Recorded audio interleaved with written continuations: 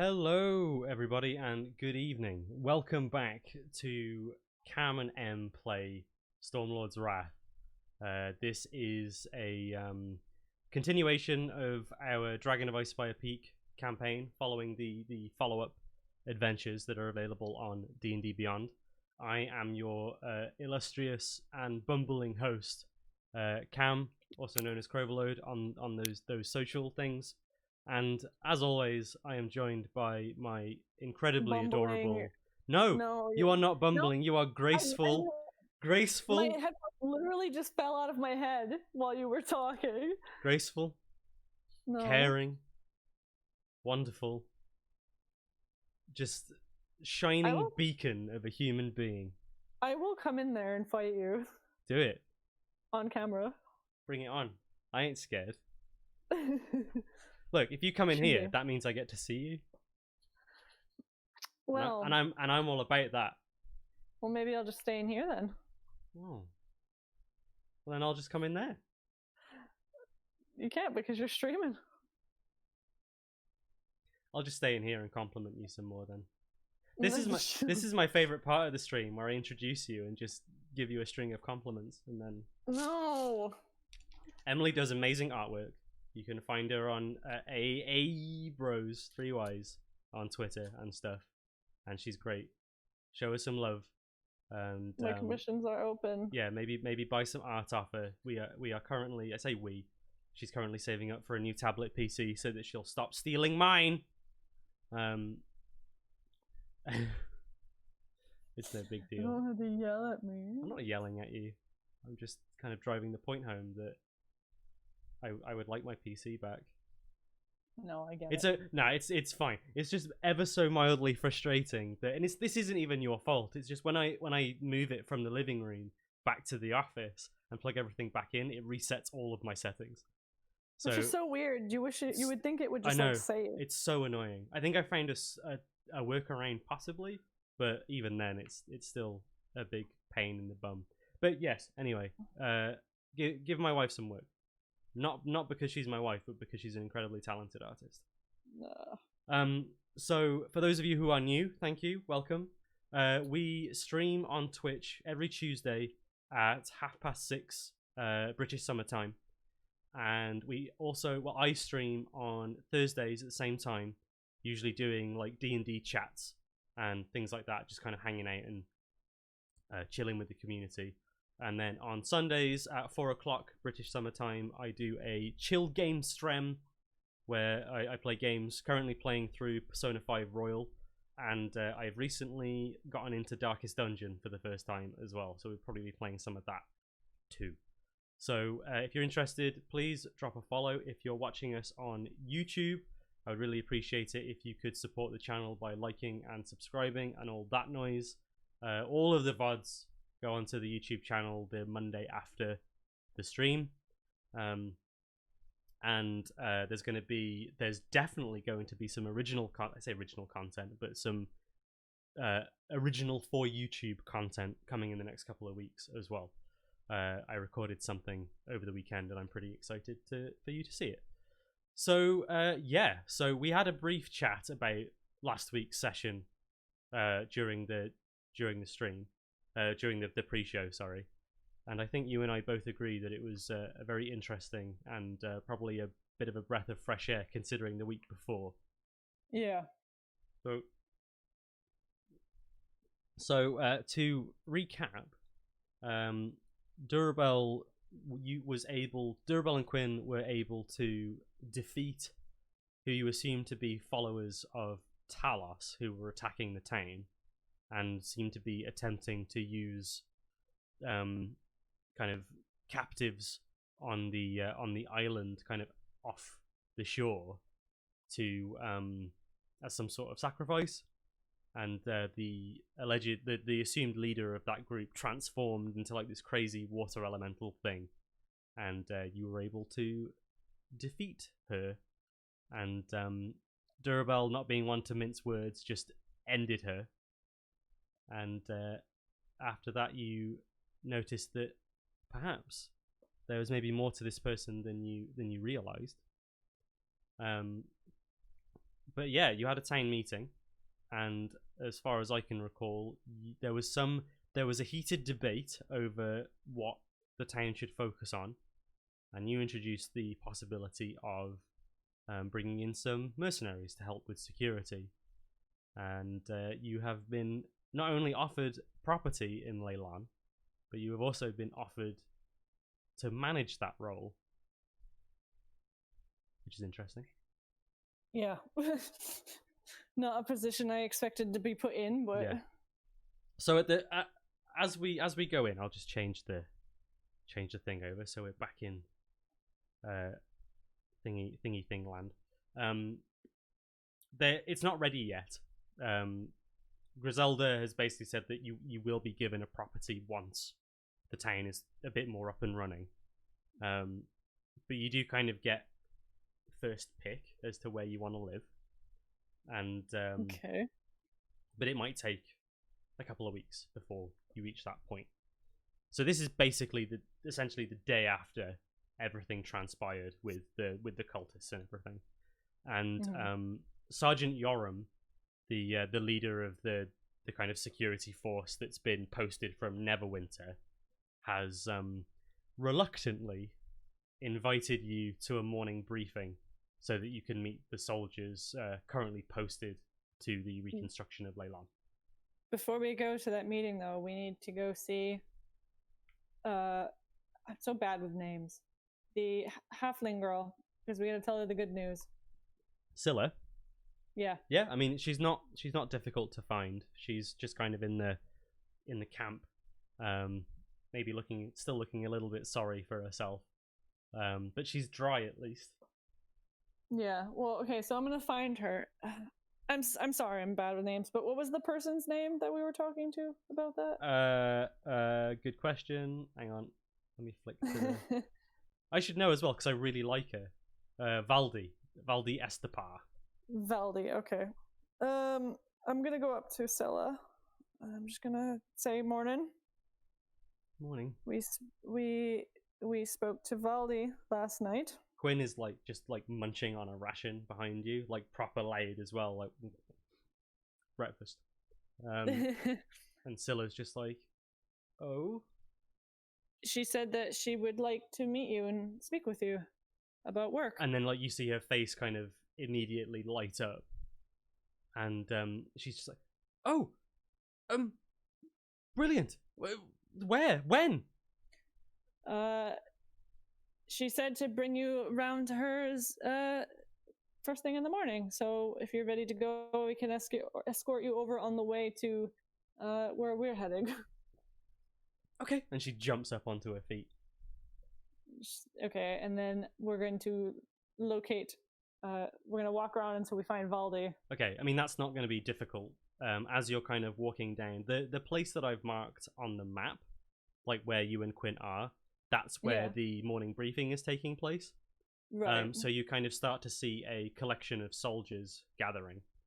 Okay. And as you make your way past the fishery, you can kind of gather that there's some hustle and bustle going on there as well.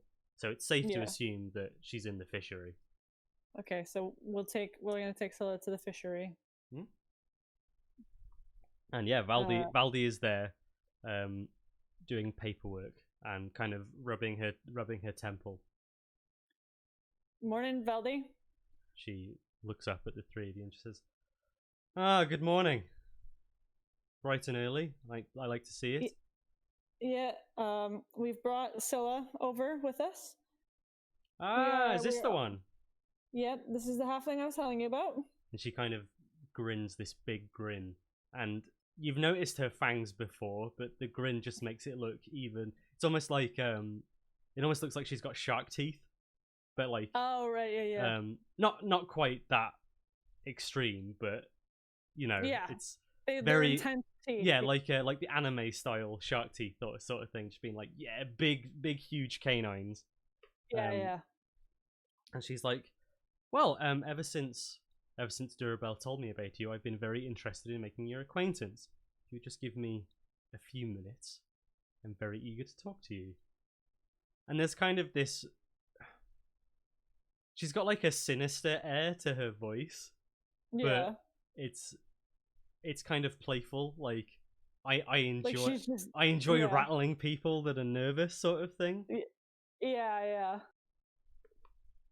And Scylla is I'm very gonna nervous. She's like, oh, okay, it's. I'm gonna pat her on the shoulder. I'm gonna pat Scylla on the shoulder and she's tell her half it's okay. she's half like awestruck and half terrified. And she just kind of sits down. She goes, yeah, okay, pleasure to meet you. And she raises her hand and says, oh, Dourrebelle, I think Yoram was looking for you. Yeah, I was just escorting Scylla over as you asked before, making my way over to Yornum. Very good. He's a bit of a prick, but his heart's in the right place. Just try and be patient with him. I try to be patient with everyone. Like, she says, no, you don't. I will leave you to have your own conversation then, and see you in the afternoon, possibly. Yes, excellent. I would very much like to share a drink with you, I think. Dourrebelle gives a nod and then gives a kind of one of those waves that's just like the hand kind of goes up briefly. Okay, see you later. Quinn just like hangs around in the doorway, looks at Scylla, and then just kind of gives her the double thumbs up, like, you can do it! Yeah, and then we're gonna make our way over. Cool. Where all the soldiers are gathering. So as you approach this kind of small gathering of soldiers, kind of wearing kind of soldierly attire, but you can tell that it's kind of old and beaten up. They're not very well equipped, but it's they've got like the sigil of Neverwinter kind of on them, so they're proudly displaying like where they come from and who they work for. And you notice, so you see them kind of gathered up, and you see three figures. You see Yoram, so this kind of tall, lanky, kind of balding individual with kind of like a long face and sunken features. He always looks like he's sucking on a really sour sweet. He just always looks like he's not pleased with what's going on. Like he just bit a lemon for the first time. Yeah. And he's having a conversation with a half-orc woman who's kind of wearing an apron. She's got like shoulder length kind of tangled hair that's been stained with like stone dust. So it's like black, but it's got like patches of grey in it from stone dust. Let me just go down to my thing. And there's a young lad with them. So he's got brown skin and eyes, and his hair is in like short, tight curls. He's very young for a soldier. You probably gather that he's maybe only like 17, 18. And you gather as you approach, like you can hear raised voices. And it seems like the kid and Yoram are shouting at each other. And as you approach, the kid basically bolts straight past you. Like he doesn't pay any attention to you. He just runs off past you and out of town. And like out the walls. He just goes. He's just off. And like you hear Yoram chasing after him, being like, "Come back here, Private Ironshard! This is insubordination! Your father will hear about this!" And then he sees you approaching, and he's kind of like, "You lot, at ease!" Dourrebelle? Yoram? Seems like the morning is off to something of a start. Yes, well, child's gonna get himself killed. Idiot. What happened? and the half orc kind of says, "Oh, sorry, my name, blur. I shouted really loudly, and now my brain is like, ooh, adrenaline. My name's Breltora. I'm concerned because my friend, Private Vesta, she was on patrol, and as I understood, it's a very basic, straightforward patrol just down by the mere, but she hasn't returned in 2 days. I'm really worried, and I think the young lad wanted to send a search party immediately, but Yoram here has other ideas. And Yoram is just like, look, we don't have the men to spare going out on a jolly. No one has seen anything at the mere. They've probably just got like waylaid or lost or something. They'll be back, but if they're not, I can't risk more men on something like that. Like, what? I think the worst thing that someone claims that they saw was a crocodile or something. One of the soldiers says, I saw a massive bear trap out there once, but no one believes me. Shut up! Yeah, go on. And the Breltora is just like, I'm at a loss of what to do. And what was it? Private Ironshard? You say something with Ricky Ironshard. Chip off his. And he kind of stops himself before he speaks ill of, you assume, his father. Yeah. And he just kind of stops himself and says, right. How about this, actually? And he looks at you. He says, you've got time, I assume.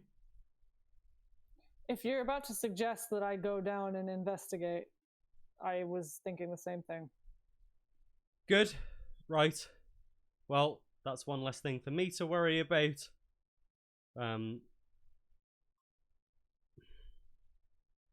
Try and... The main thing is, we've just fended off an attack from bloody lightning worshippers, or whatever. I don't care much for any of that. I just want to make sure that this place is safe. And if you could make sure that Private Ironshard and the patrol are safe, then I'd be grateful. I'm assuming that Private Ricky has run off in the direction of the mire. Yoram just kind of gives like a big like and makes like a big display of pulling a map out of his pocket and kind of like shoves it into your hands. And it's kind of a crude map that displays the patrol routes. And he just says, okay. it's the one to the south. It's where the mere most tightly meets with the road. We patrol it to make sure that nothing comes out there. But like I say, nothing comes out there.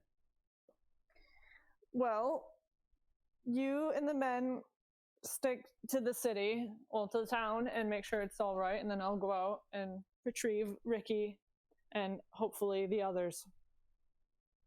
Right. Good luck to you. Now bugger off, I've got work to do.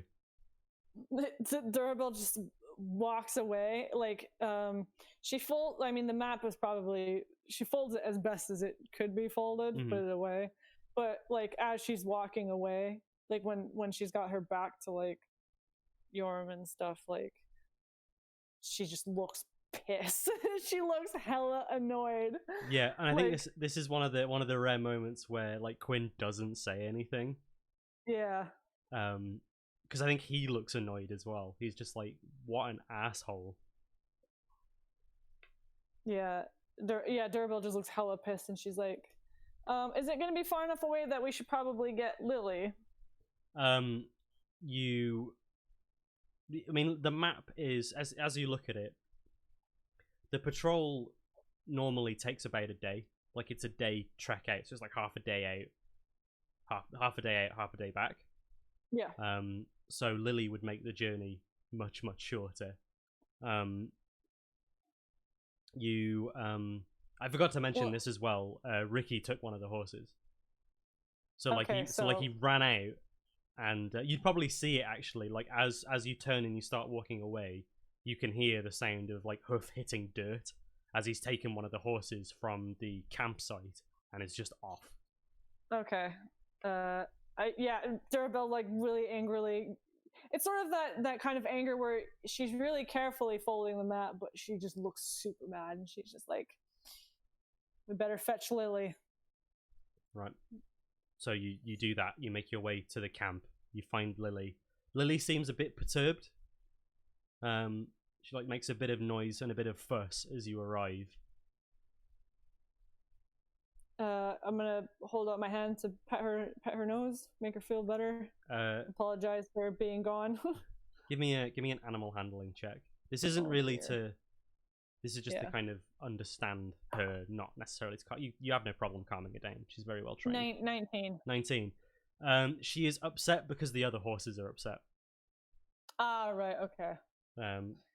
So when she calms down, and maybe I'll take a moment to calm the other horses down just a little bit, just to kind of be like, oh, it's okay. Yeah. So you then we'll pull up onto Lily and hoof it out of there. Okay, so yeah, you saddle up and you start making your way over. So we'll move over to these. So just to kind of give you an impression of where you guys are at, I've learned a new trick. Oh yes, ooh, so cool! I learned a trick which is like I can move your camera for you.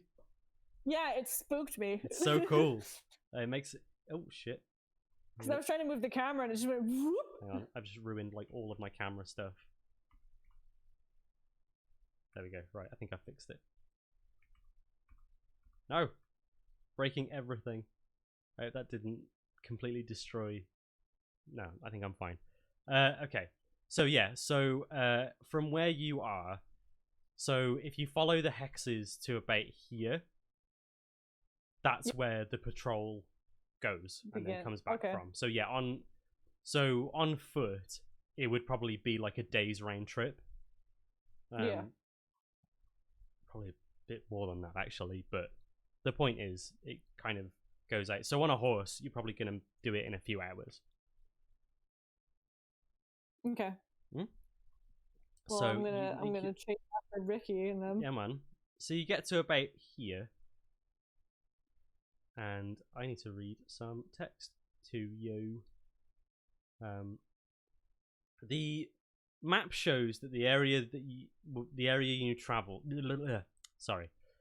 The map shows that the area you now travel is where the high road runs into the edge of the Mere of Dead Men.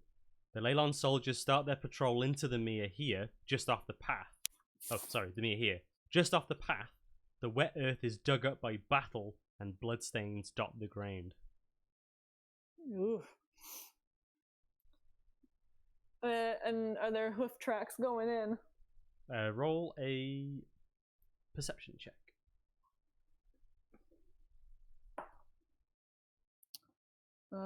Something tells me that's not going to be very good. 10.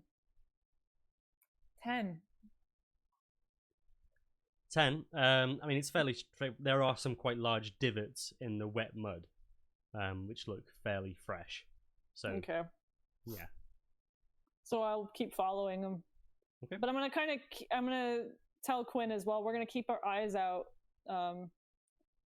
Maybe, because I imagine that I'm gonna assume that when Ricky got to where the patrol begins, he wouldn't have run the horse full speed through the path. Mm-hmm. So I'm gonna maybe slow Lily down a little bit and kind of try and keep our eyes and ears out and try to look around. Okay. So yeah, you start making your way through, and are you following the tracks at this point as well?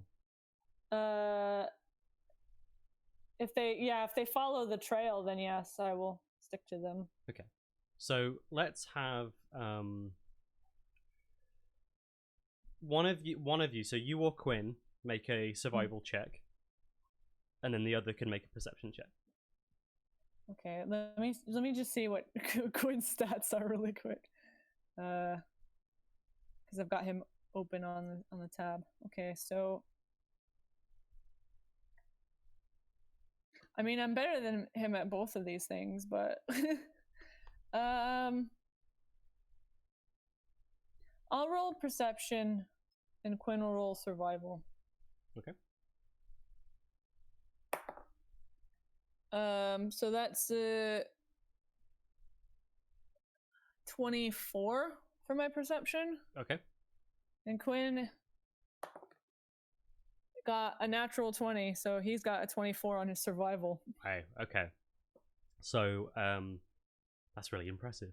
So with Quinn's guidance, while you're looking out into the forest or the swamp, he's able to kind of follow the tracks pretty much perfectly,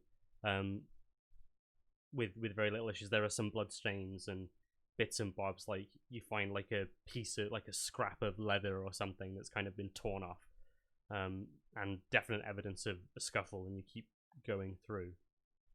As you're scanning the area, you are able to spot, after maybe about an hour of going through, you spot a horse running off, just running kind of free, as it were, looking very spooked.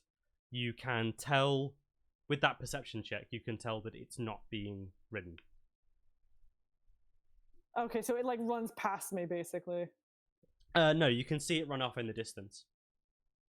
Like it's running away. I'm gonna direct Lily to go to the direction that it was coming from. Okay, so you come kind off. Of pick up some speed. You kind of come off the path that you were following, and veer off a little bit, and you kind of go for maybe another 15 minutes or so, and you eventually. Are you going like full pelt, or are you trying to be careful? Like how are you getting there? It's one of those things where I guess I'm trying to get there in a hurry, but not that it would infringe on our ability to like see or hear. So I guess maybe like a quick trot. Okay. Or like a light gallop or something. Okay, so you're not being stealthy then. No. So as you get closer to the area where you believe that the horse came from, you hear a voice, a very kind of, it's a deep voice. It's kind of a very bassy voice, and it doesn't sound quite human. There's like a level of reverb to it, that kind of makes you think that isn't a human speaking. Yeah, and okay. The voice says,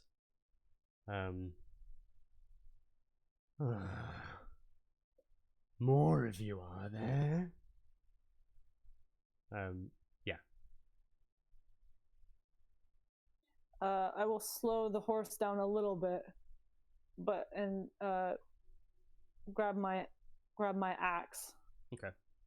As you get closer and you start to kind of get closer to this this like clearing, you hear the voice again say like, come on, don't be shy, come see Javik. And you see the following scene in front of you. You see a body on the floor. It's hard to make out the details, but it looks like a humanoid body, but it's kind of green in color, and scaled, with some kind of ramshackle equipment. Not ramshackle, but like improvised equipment. Hodgepodge, yeah. You can see a young man wearing Neverwinter armor, currently struggling against a bear trap, like a hunting trap that's on his leg. Kind of like struggling against him, but he's looking in the direction that you're coming from, and you can see like this combination of fear and anger in his eyes, and you recognize, he's the kid that ran past you. It's Ricky. Yeah. And then on the opposite side of the clearing, facing off against him, like slowly approaching him, is this like massive hunched back creature with like big long arms and like gnarled fingers with claws and like massive jaggedy teeth in this like huge grinning mouth. Kind of pimply, warty, deep green skin. Oh god. Covered in scars. Roll a nature check for me.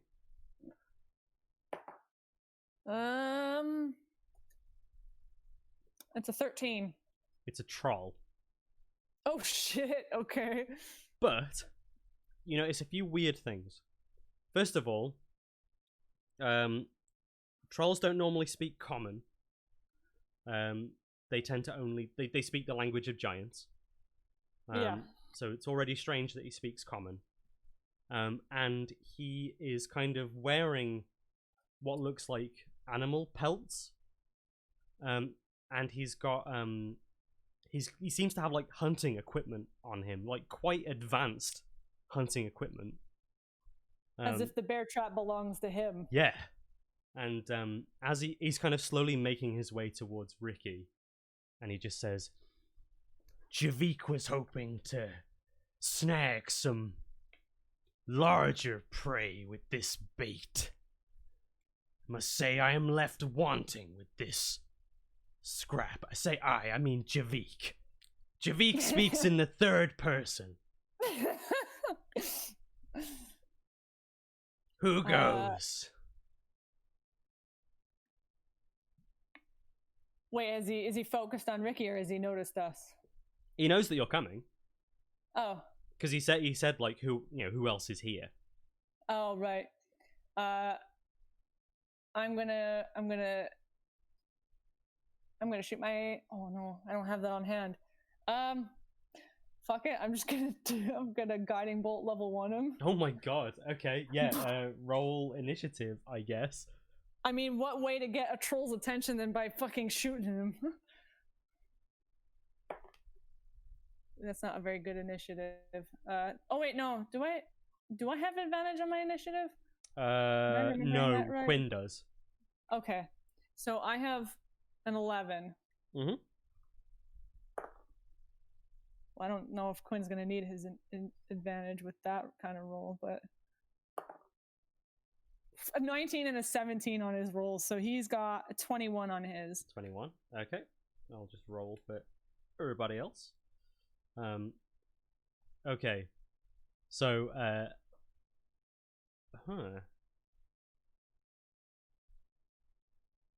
Javik actually gets to go first. And he kind of, so you start preparing to cast Guiding Bolt. And he just kind of like turns to look, like stare you dead in the eyes from the bushes. And he says, "Ah, no." And he throws out, like from his side, he throws out a hunting trap attached to a chain. Oh shit, okay. And it's coming straight for you. Where is it? Oh. That is only a 9 to hit though. So it hits like a nearby tree or something, like yeah. Maybe I knock it with my shield. Like a willow or something that's nearby to you. You knock it with your shield into it and it just clamps into the wood of this tree and like wrenches it out as he pulls it back and it's like, yeah. Goes, "What's the matter? Javik's just getting dinner." It's Quinn's turn. Quinn is gonna pull out the 2 double arrows and be like, "Not this time, fucker." He maybe wouldn't say that, but he's gonna shoot 2 longbow shots at him. Okay. That is an 18 and a 23 both to hit. Okay, so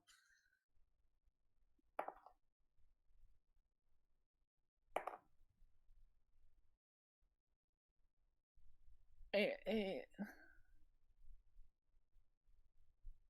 17 damage. What? Well, both arrows hit. Yeah. And the first arrow did max damage. Oh my god. And then the second arrow did 7 damage. Amazing. And I did it to Quinn again. I keep doing Stop that. Whenever Quinn deals damage, I just do it to him. Okay, yeah, so both arrows like firmly lodge into Javik's chest. And he kind of stumbles back and is like, good aim.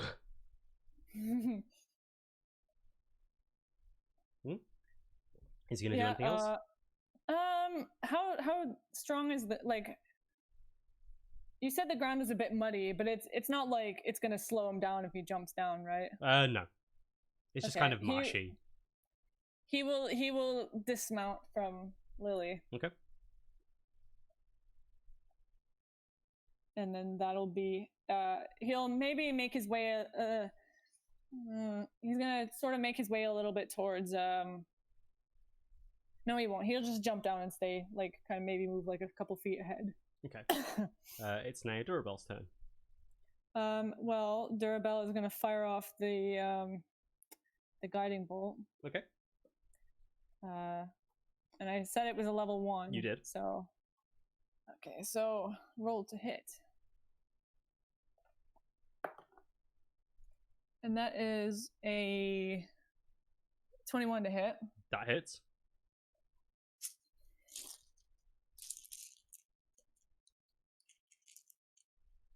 Sorry, I need more dice for this roll. That is a D8, not a D6. Yes, please roll the correct dice. Okay, sorry. 5, 6, 7, 8, 9, 10, 11. 11 damage. 11 damage.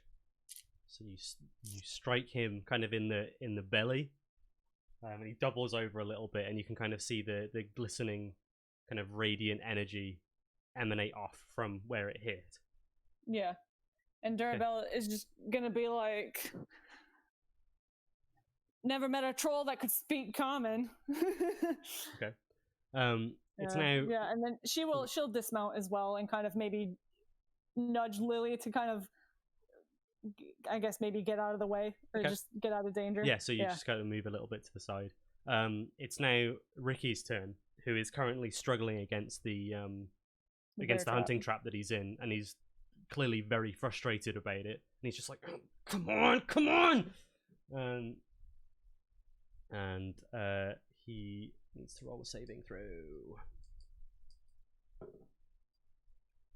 13 plus 14. 14 is exactly what he needed, actually, I think. Hang on, let me just check something. God, you think I did all this stuff ahead of time. But I got rudely interrupted while I was prepping. Don't answer phone calls, everyone. It's a trap. Yeah, that's more than enough.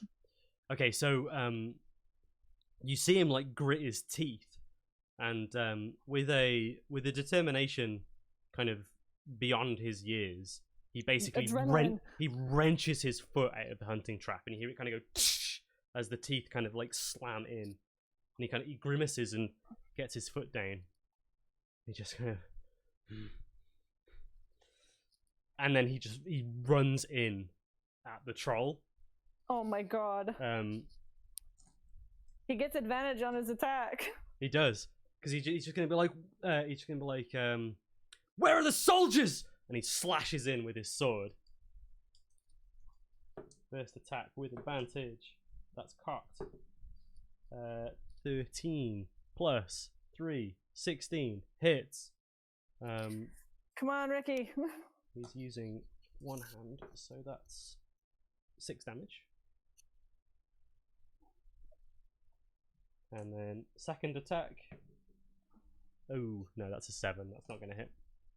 Okay, so yeah, he's just kind of 2 wild slashes at this creature, and the the energy of the guiding bolt draws his first attack in, and he kind of like cuts through the flesh of his belly, and then the second one comes in. So now it's Javik's turn. Oh shit! And Ricky's right there. Yep. He's just going to kind of stumble back a little bit, and he just says, "Ooh, come on now. Javik was just hunting."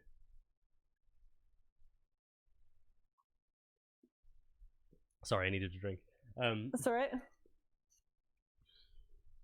You don't gotta make this personal. And then he kind of looks towards you, Dourrebelle. Yeah. And says, I was gifted with a brain. Let me use it. And then he grabs Ricky by the throat. Oh shit. So I'm just going to do a strength contest to see if he can escape. No. He just like reaches in and clamps down on Ricky's throat. You kind of hear him just go like, Jesus. He squeezes it. He goes, "You will put down your weapons. Talk to Javik. Let's have a conversation." He would have. You actually see his wounds start closing as well. Yeah. That's his turn. So Quinn is just going to like turn to you and be like, "What do we do?"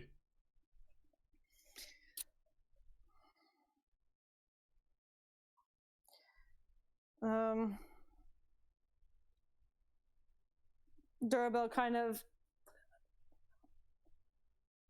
you know, like when you hold like something round in your hand and you kind of roll it a little bit. So she's kind of like spins the axe a little bit like that.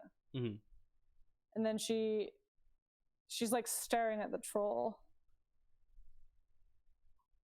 But she'll like stick the axe in the ground, just kind of.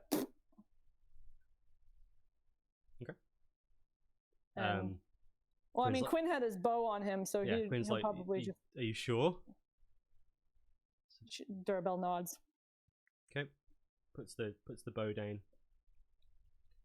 And Javik says, "Good. It's thundering outside." Really? Man, the thunderstorm's back, ladies and gentlemen. I hope it doesn't kill the stream. He like with his free hand, he like puts the kind of hunting trap thing over his shoulder, and then he gestures forward, and like, "Come out here. Let Javik get a look at you."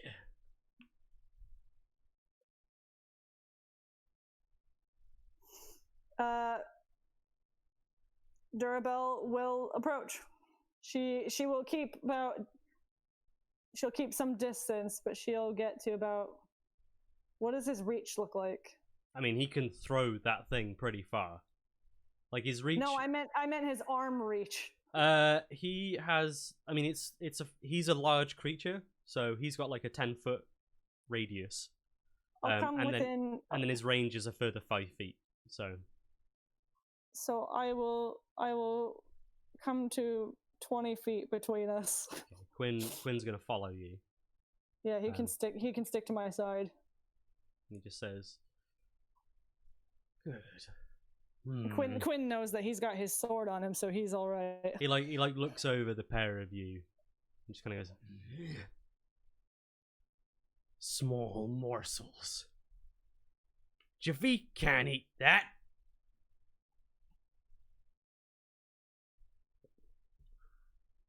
You three would barely make an appetizer. They say that wild game makes better meals.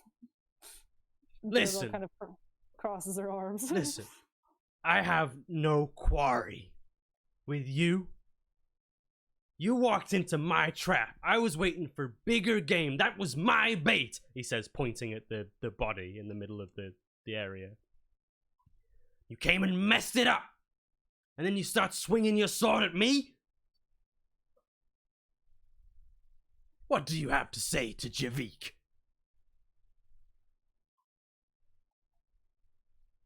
Well, I'd be more inclined to believe that you weren't going to eat she gestures vaguely to Ricky. If you maybe were to let us know where the others humans or the other soldiers are. Soldiers? What Javik reason do you don't have to know we're believe no that- soldiers. What are you what talking reason about? There is this patrol that comes through here on a set path, and they've not been back in 2 days. All I know is some lizard folks been making their way through the mere. This unfortunate fellow fell behind, and I thought he'd be useful. Turns out he was less than useful. He's just wasted my time with these scraps, he says, like gesturing at all of you, and he throws Ricky onto the ground, who now starts like choking and catching his breath. So these traps were not for the soldiers or for us. I'm not interested in no tin cans. I want big game. Alligators. Actual meat. Some giant ones. Yummy. Well, do I get the impression he's lying? Roll an insight check.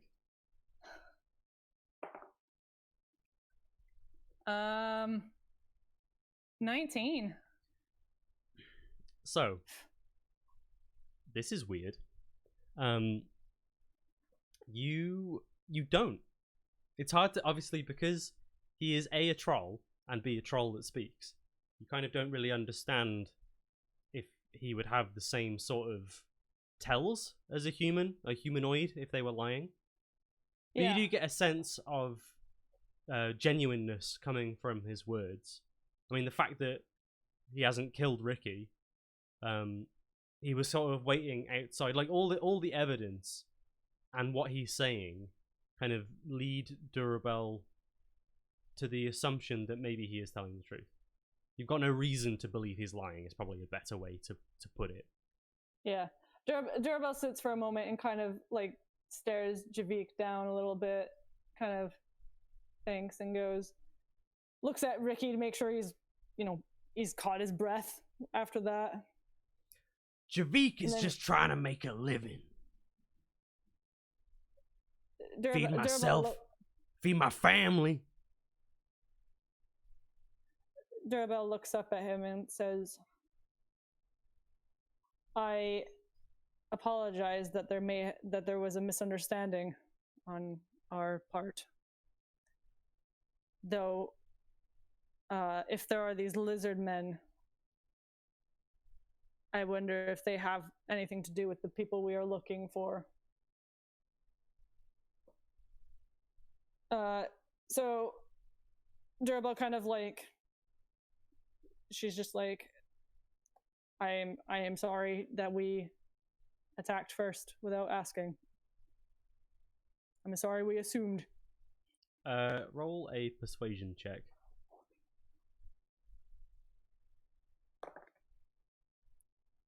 18.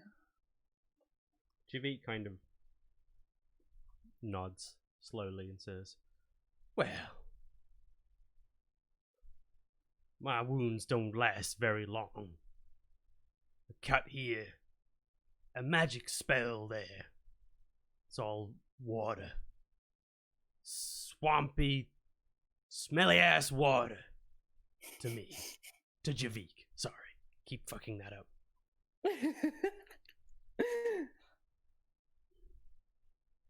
How about this? We go our separate ways. You let me hunt in peace. And I'll forget this whole thing happened. I'll even pass on word to the others that if they stumble upon your traps, to leave them be and to leave you be. What are the others? Javik is just curious. What operation have you got going on here? She kind of unsuredly says, well, she seems a bit unsure if she should say this, but she goes, "They're from a town horse ride or so away. Just making sure that the area is safe." And Dourrebelle in this moment thinks, "Why were they patrolling this far away?" but doesn't say that. She thinks that in her mind, like, why were they out here? I'll have to ask later, but yeah.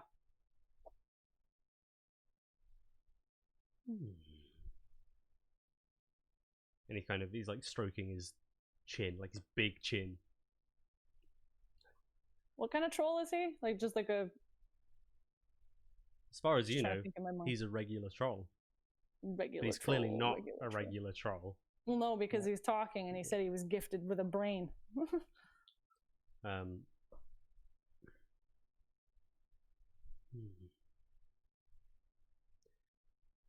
kind of livestock do your people have?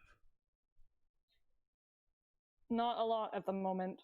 It was beset by attacks and is currently just being repaired. She said, like, she's got her eye on him because he's asking some questions that were making her second guess if diplomacy was the thing. But she doesn't attack. She keeps it.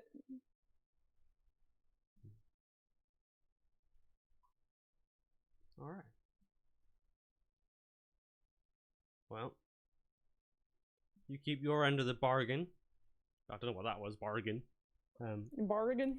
You keep your end of the bargain, and Javik will hunt in peace. Is it these? And he kind of like wildly gestures over to Ricky, who's now kind of like sat up and is coughing. And he kind of like gestures over to the kid's armor. He says, these your symbols? Yes. I'll keep an eye out for them. You better be careful, though.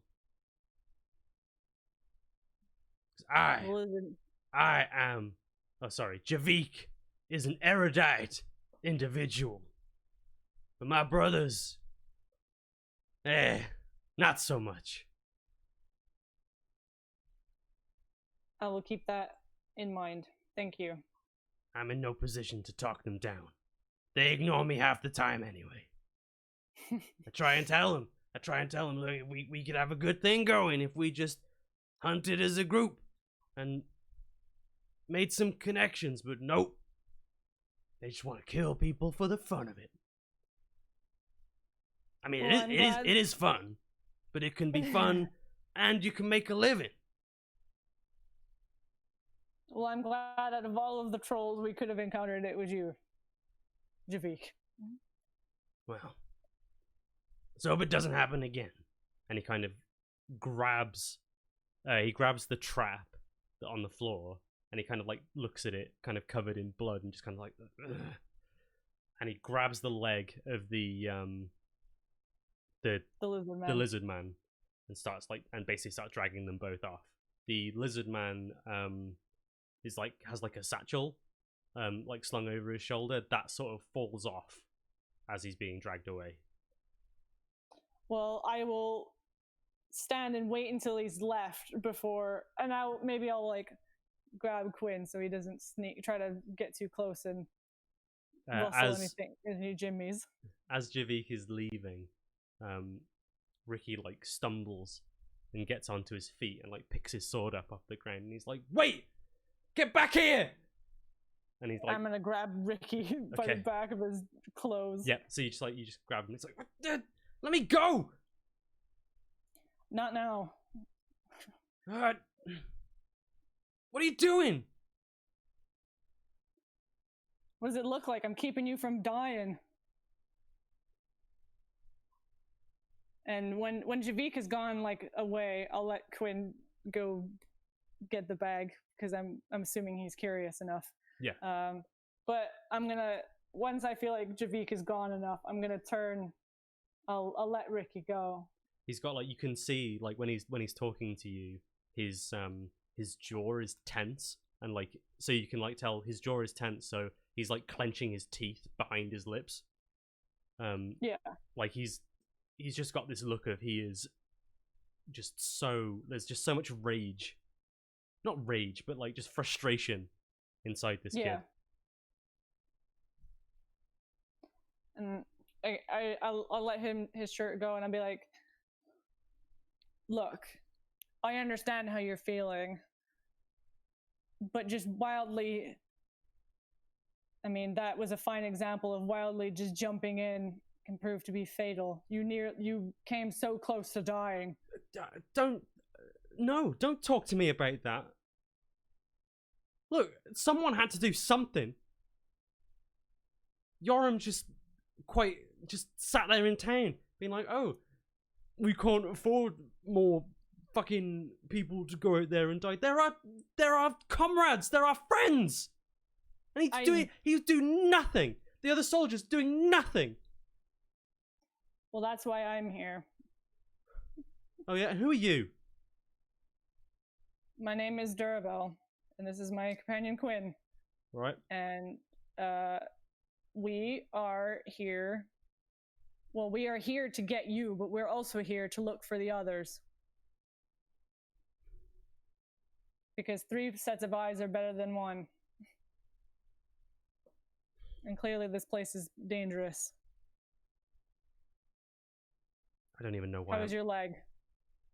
Hurts. I don't even know why I'm here. He just like throws the sword into the ground and kind of like clenches like both of his temples with one hand, and just kind of looks down at the ground,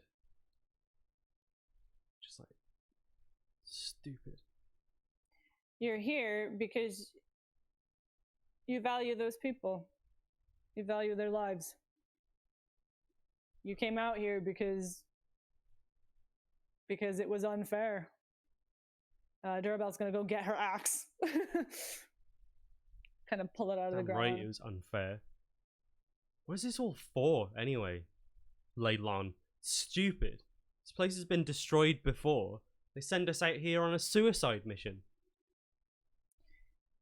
Why was it destroyed before?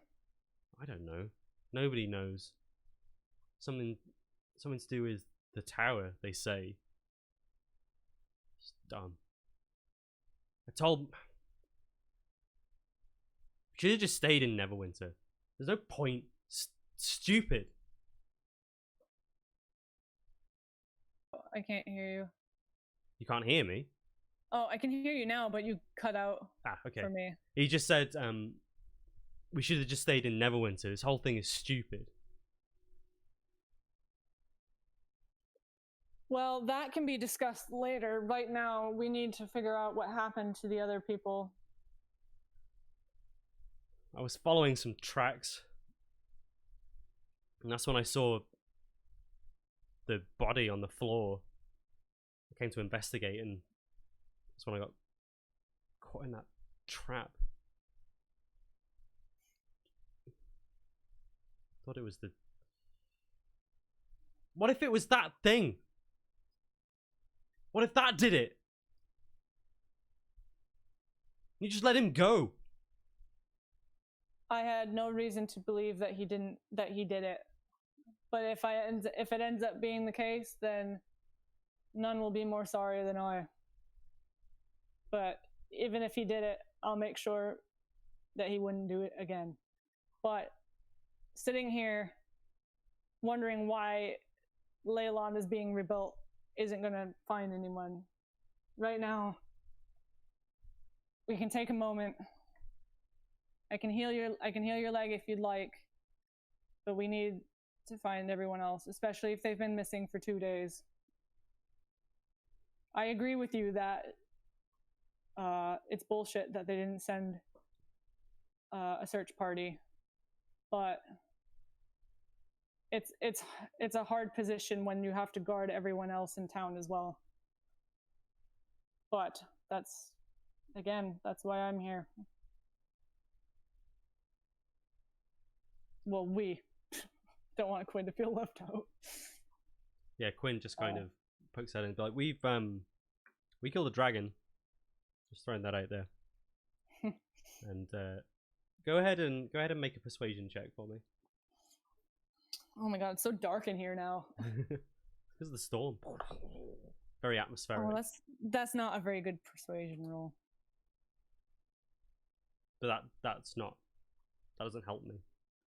Oh no, I know. I was looking at the numbers. It's a 9. 9. No, it's not very good. So Ricky just kind of looks you over. He says, "Okay,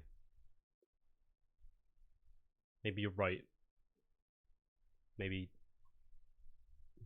it was a little stupid of me to go off on my own. I'll come with you. But I don't know. Who are you? You come out of nowhere and you expect to solve our problems? No. I've got my eye on you. I mean, I didn't really come here expecting to solve any problems, but it's the position I've been put into. So all I can do is my best. Okay. He kind of looks away from you. Yeah, he's just a big old ball of like teenage angst. Teenage angst. Very, yeah, just kind of very frustrated with the cards that he's been dealt. Go ahead and make. No, actually, it doesn't matter. What are you doing now? Well, what was the satchel?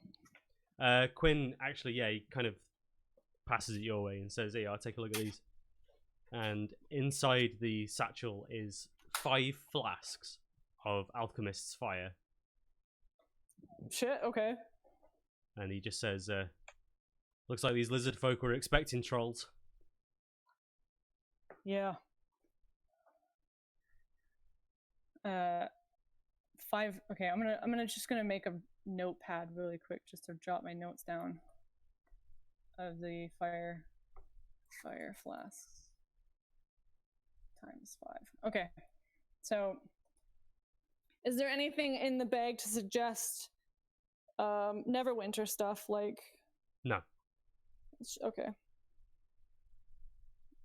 So we are going to look for Lily in case she's run off too far. No, or... she's still a bait. We'll get her to come on. Yeah. I think Lily comes out, and Ricky's immediate reaction is to be like, "Whoa, what?" And he starts reaching for his sword. And I'm just like, no. I know she's spooky, I know, but this is my mount.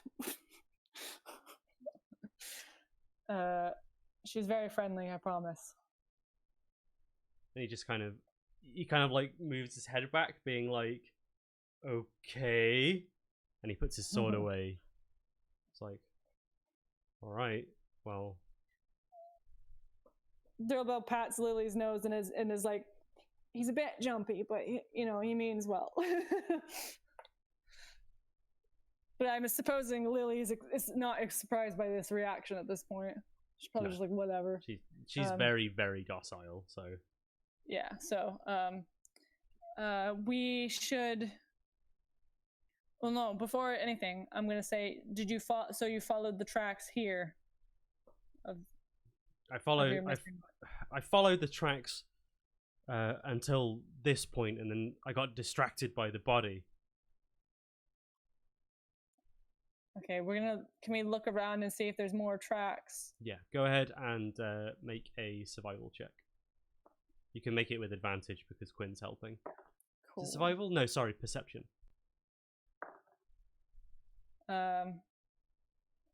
17.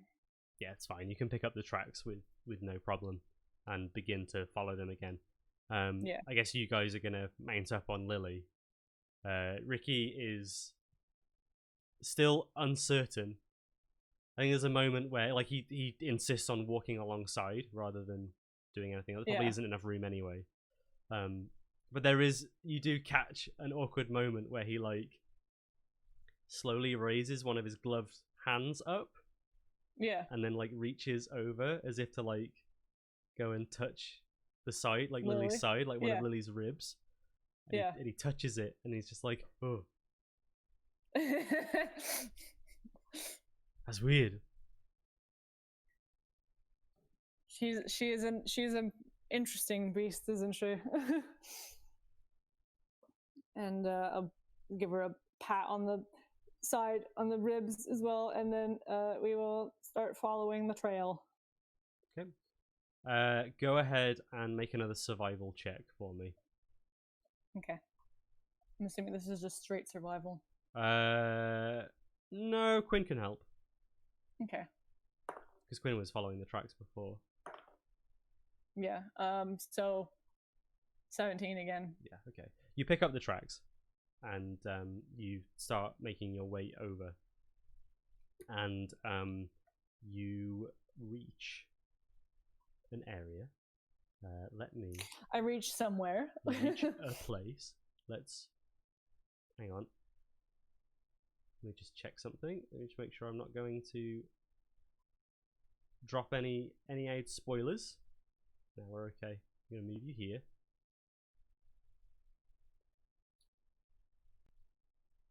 So you guys are in the corner. Mm-hmm. Oh, I can see the whole map. That's fine. Oh, okay. Because I'm going to explain this to you now. So, Okay. ahead of you, the sound of murmuring and hissing voices rises above the droning of insects. Several carts filled with sled rails are being pulled by giant snails with thick appendages protruding from their heads. Most of the carts carry lizard folk of various ages and size, but 2 of them bear cages. Each cage contains 4 humans, and you recognize 4 of them by their uniform. They're wearing the same uniform as Ricky. A tall lizard folk addresses the 50 or so of his fellows, and they scatter, performing tasks of setting up camp. A larger, more like hulking, bestial-looking lizard folk moves closer to the leader as if waiting for directions. And we're hidden at the moment? You can be. I would like to stealth. And roll some stealth checks. Okay. Dourrebelle gets advantage on stealth, which is nuts.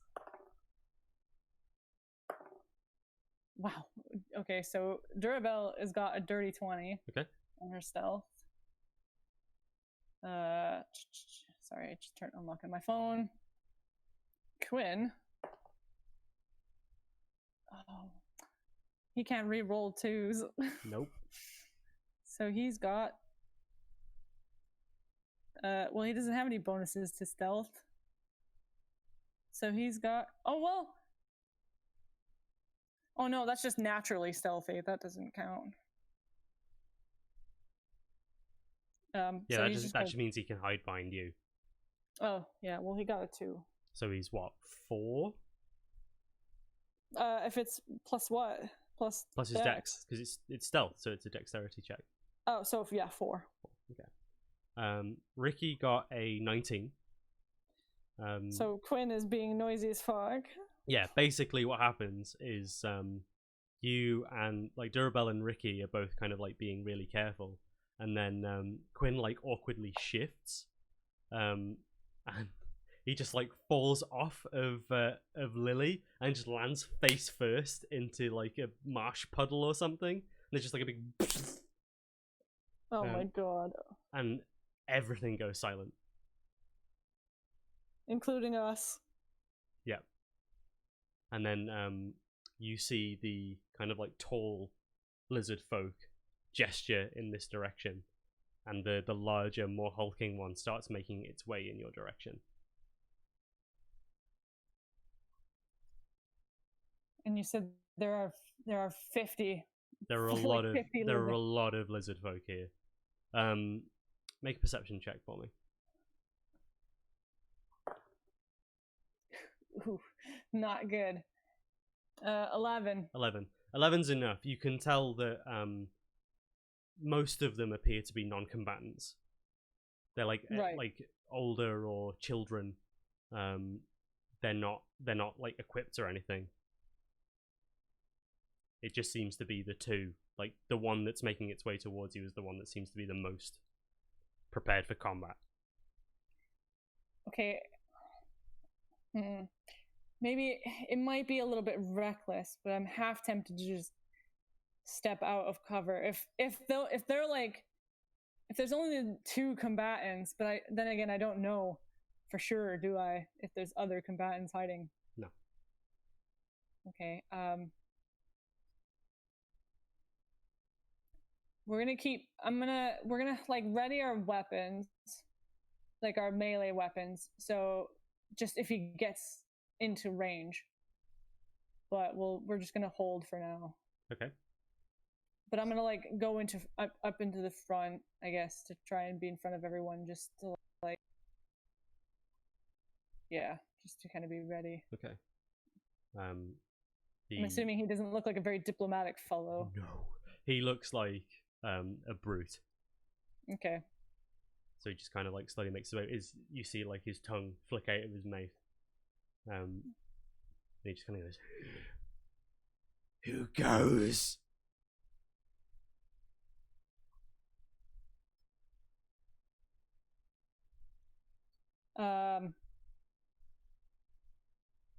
Dourrebelle will step out. Okay. And the creature like immediately rears up and is like almost as if like preparing for a fight. Kind of lets out a loud, like resonating hiss that immediately gets the chief's attention. Yeah. I mean, I'm not attacking him, but I do have my weapon. You're kind of in this like lock. Yeah. And the chief starts making their way over as well. And they kind of come over and say, "What is your business?" Release your captives. We're here to collect them. Ooh, straight in. They say, "Our captives were the aggressors. They attacked us first."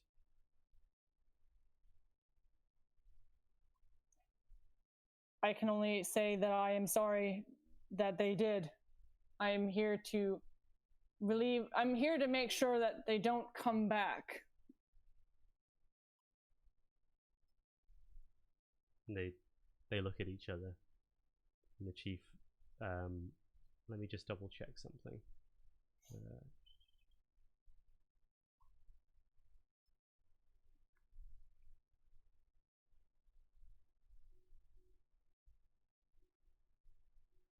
Okay. Roll a persuasion check. I need more charisma. Dourrebelle isn't a charismatic girl. I know, but I should have put my 2 in.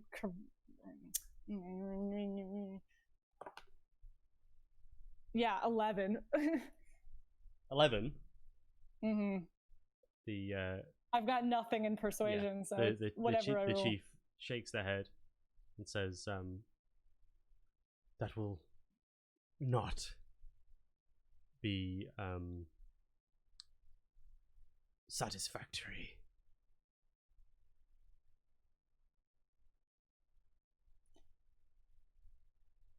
Well, see, that's a problem because I'm not leaving until I've got them. You could join them. No. And they look at each other again. Yes. Very useful. The bodies, at least. You must understand. We have no interest in quarrels. We were merely making our way after being attacked by trolls.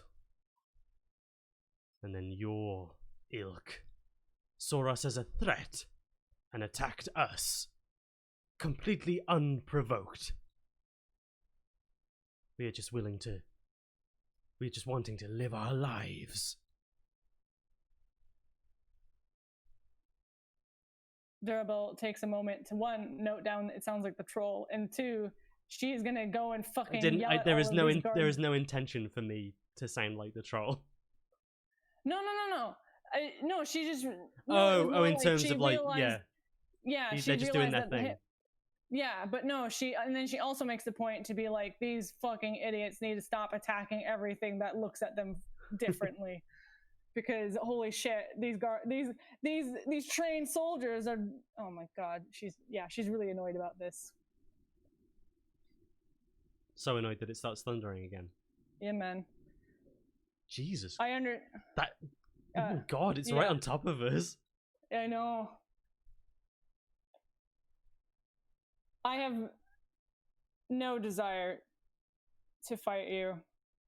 All I want to do is take these people and take them out of here and make sure none of them ever come back here, because honestly, I don't know what they're doing here in the first place. They are serving their penance, much greater, as bait. A distraction that allows us to escape from our pursuers. You're talking about the trolls. Indeed.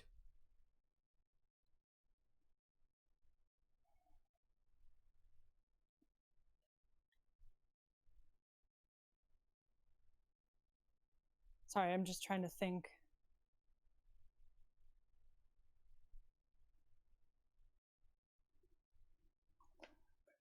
I can tell you that they wouldn't make for very good bait.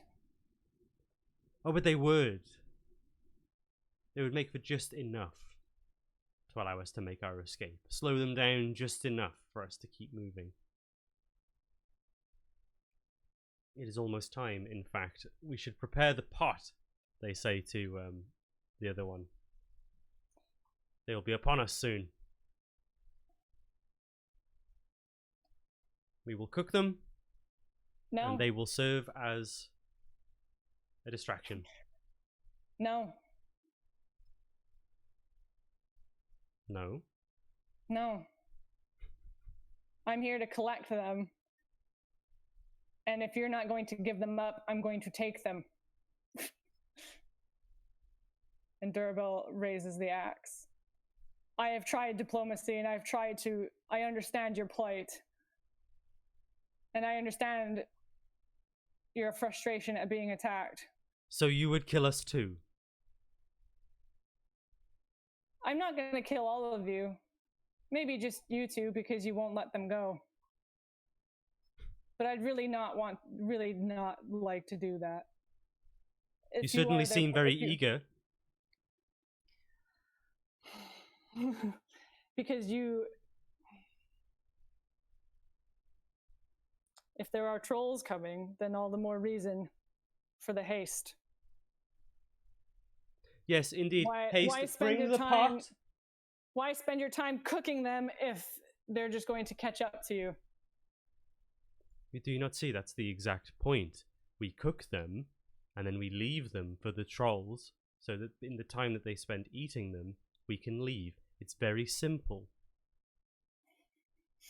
They wronged us. They are now making up for their wrongs by being useful to us. And I'm saying no. You have no authority to decide. If we are to lose our edge, then what would you offer in return? So far, it seems like we've quite peacefully gone about our business, and all that's happened is you flesh folk come around, and all you want to do is take. How many trolls are chasing you? They are innumerate. It's a whole band. They take sport in it.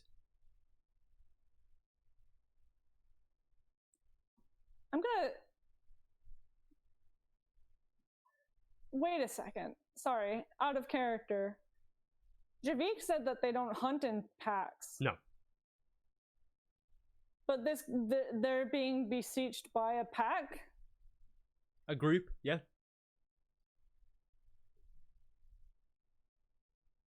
That might be I might have fucked up. So, Javik specifically hunts on his own.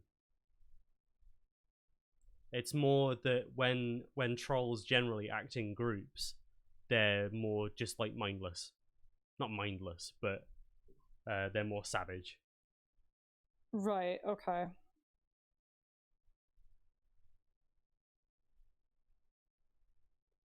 Like they tend to be more indiscriminate in what they're doing. But it's not like they're stupid. Like Javik is very clever for a troll, but trolls themselves aren't stupid. They're just driven by, more base desires.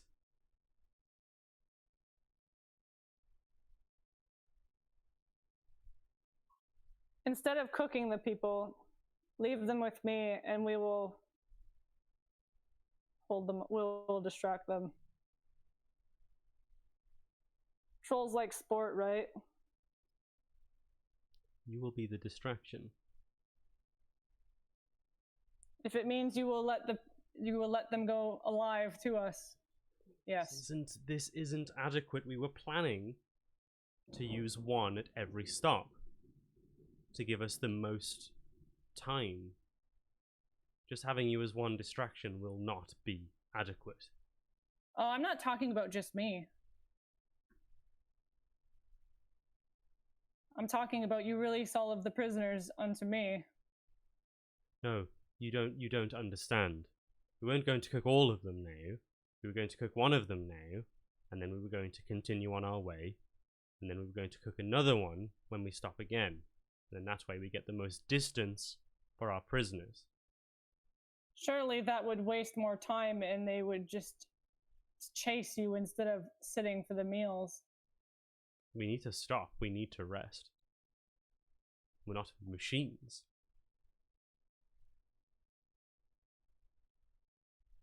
Oh my god, I'm like legitimately not sure what to do.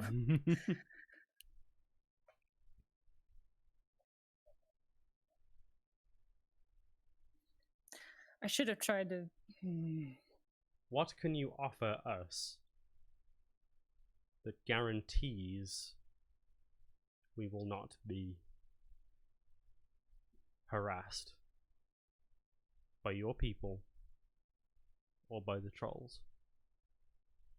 All we ask is for free passage so we may live in peace. Well, with the people, I can guarantee that when I return to where they've come from, I have authority there to let them know not to come and disturb this area or you.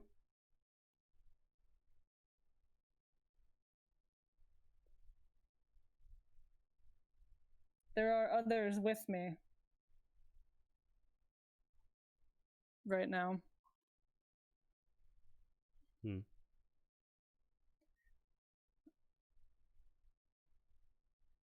Kind of looks like...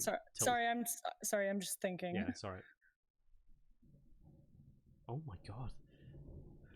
How many people are in those cages? I think that's actually being picked up on the mic as well. I'm not sure. So how many people? Yeah. There are 2 cages, and each cage has 4 people in it. So there's 8 people. The other cage appears to be full of people just kind of wearing more regular clothes.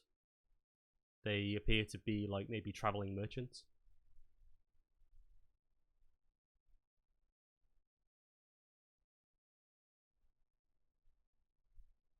And Ricky at this point is kind of like, this isn't going anywhere.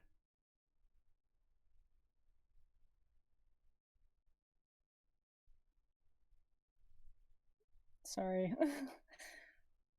It's all right. This is an intense situation that you're not used to, so it's... Well, because I don't know.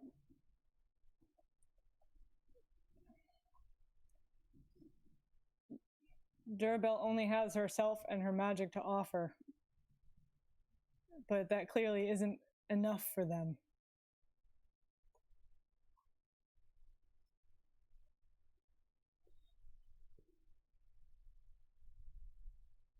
I don't want to give you... Well, there isn't an answer, but there are things that you could do. You might be thinking too laterally. Laterally? Is that the word? Is that the right word? I don't know. You might be too boxed in your thinking. There are multiple ways to resolve the situation. One of them is just kill them. Yeah, but I don't want to do that. Well, no, exactly. No, but I'm just saying that's...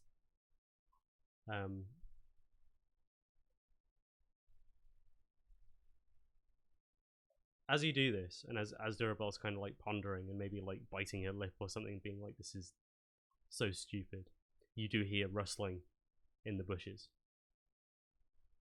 and kind of like the in the marsh to the back. As in, is it Ricky or Quinn? No, not from behind you. From behind the lizard folk. Is it loud? Yeah. Roll a perception check.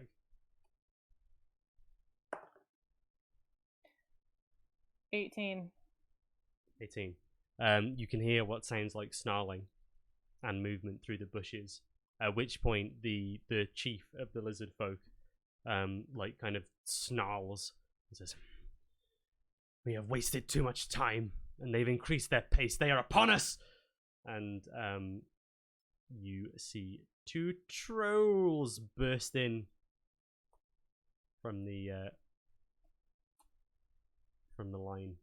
Where are we? There we go. One from there and one from there. They're kind of at the top of the map that you can see. So they came from the direction that they were heading in. Yeah. Okay. They circled around, it seems. And they kind of move, they quickly move in to there and there. I'm going to shoot the first one I say. Okay. So let's roll initiative. Okay.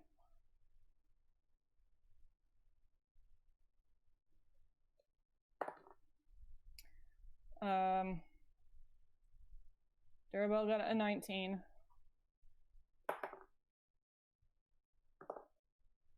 Quinn has I believe. Remember, he has advantage. I know, he's got a 15. 15. Okay. Auto roll, go. All right, so you're up first. I am going to guiding bolt.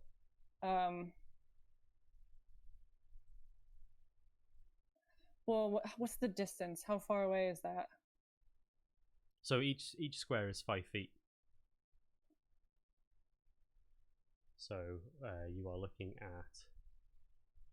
Oh, no, that's the wrong tool. Actually, that's not going to work because I haven't got the grid on. 10, 20, 30, 40, 50, 60. They're at 70 feet away. Okay, I'm going to shoot number 1. Okay. With... Well, oh, and you said 70 feet. Okay, so I can't change my mind. That's okay. I will level 1 guiding bolt the number 1. Okay, yeah, go ahead.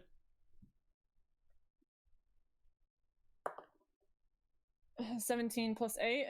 I mean, yeah, that's gonna hit. So yeah, you just kind of as they come charging in, and like one of the I just shoot past one of these crazy giant snails that's pulling the cart is like as it like shoves it to one side, and then you fire out the guiding bolt. 9 damage. 9? Okay, yeah, so it strikes the troll. Just goes, "Rah!"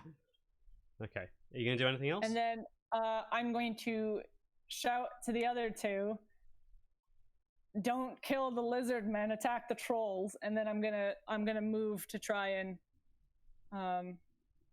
get closer. I guess I just want to move in so I can be in better sight of both of them, so I can see both of them better. Okay, so maybe about like there. Yeah. Okay. Cool. That brings us to the lizard folk. So this first one, oh, I've got. Why do I do this to myself? We fight with loads of NPCs.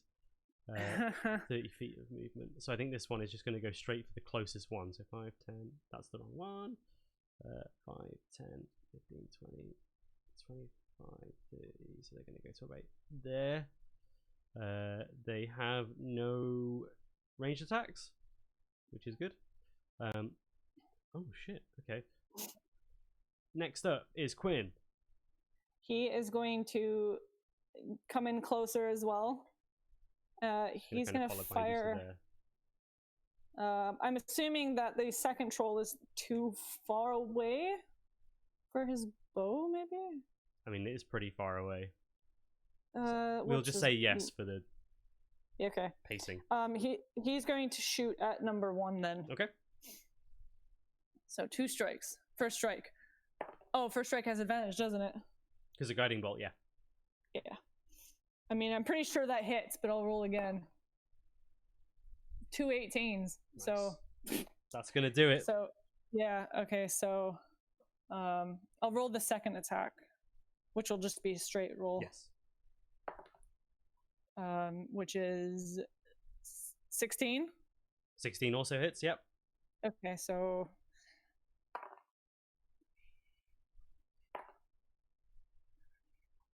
11 piercing damage. Okay, so yeah, he strikes the troll with both of the arrows, doing his double notch thing. Yeah, man. Cool. Okay, so they're being peppered with arrows at the moment. That moves us to Ricky's turn. Now he hasn't got a marker on the map because I was dumb and didn't even consider that. So I think I'm just going to kind of say that he keeps in step with you, so he's always going to be next to you. Okay. And he doesn't have any ranged weapons, so he can't do anything at this point. That's fine. And he's kind of, there is a moment where he kind of looks at you and looks at the lizard folk chief, and he's kind of looking at his colleagues, companions, his comrades. There we go, in the cage, and he's like, you can tell that he's struggling to make a decision. And Dourrebelle says, attack the trolls. Make a persuasion check. Natural 20. Okay. He kind of looks at you, and his expression... I kind of give him a look that's like, don't, you know... His expression softens ever so slightly. And he just gives you a nod. Okay, good. Okay. It's the chief's turn. The chief is going to move. What can we do? Yeah, I think they'll do that. So they're going to move forward their full movement. Go to right there. And then they're going to cast Sacred Flame on this one over here. Kind of focusing fire sort of thing. So the troll has to make a dex save of 13, which it does. So nothing happens. So the lizard folk kind of has like a long gnarled staff, which they kind of like hoist up into the air, and they speak something in a language that you don't understand. And then this kind of like coalescence of flame appears around the creature, but it's radiant flame and explodes. I'm assuming it's I would recognize the magic at least. Yeah, like, I don't know what he did, but you could recognize it as faith-based magic. Yeah. Okay. Cool. Okay. It's now the troll's turn. So first troll is going to move forward to meet this guy, kind of like shoving past the snails and the cart to make their way there, and then it's going to make all 3 of its attacks. Oh god, that's 2 claws, so that's a 15, which hits, and that one won't hit. So that deals 8 slashing damage, and then the bite attack doesn't hit either. Cool. Second troll. So Matey is still up. Sweet. Yeah. 5, 10. They're gonna move to about there, and kind of like loom over. You can see like the people in the lizard folk in the cart are starting to panic and scatter. Yeah. Okay. That brings us back to your turn. Oh, the first one. I'm gonna move into. Just realized the first one will regenerate as well.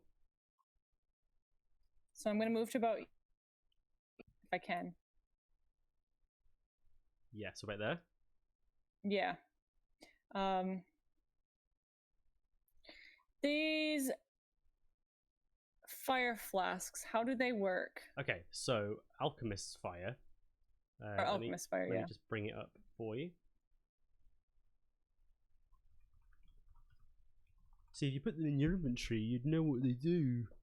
I'm sorry. It just takes too long to add it in on the laptop, and then you make a ranged attack. But it's an improvised weapon, so you just add your dex mod. You don't add anything else. Okay. If it hits, then it deals 1d4. Basically, it sets the creature on fire, and they take 1d4 fire damage at the start of each of their turns. Okay. I'm going to. Well, would it be I suppose it would be an action to hand over those to Ricky. No, it's an object interaction, so you can pass one over quickly. I'll pass it to him and be like, throw it at the troll, and I'm going at that one. And I'm pointing at the one that's like right nearby. I am going to. I don't have any fire-based spells, annoyingly, except for Sacred Flame, but that doesn't do fire damage either.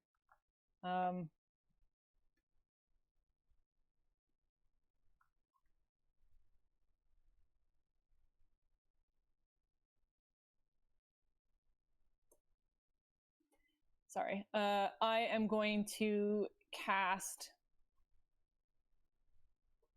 Bane. Bane? Okay. I'm going to cast Bane on the 2 trolls. Both of them? Well, I think I can... You can only target one thing unless you upcast it. No, I'm going to upcast it. Okay. I'm gonna try and I'm gonna cast it at. I have to cast it at 3rd level to hit both of them. You cast this. No, you don't. 2nd level. Oh, I can cast it at 2nd level? Yeah, when you cast this spell using a spell slot of 2nd level or higher, you can target one additional creature. Okay. But the range is only 30 feet. So you can only hit one of them. Depends on where you move, I suppose.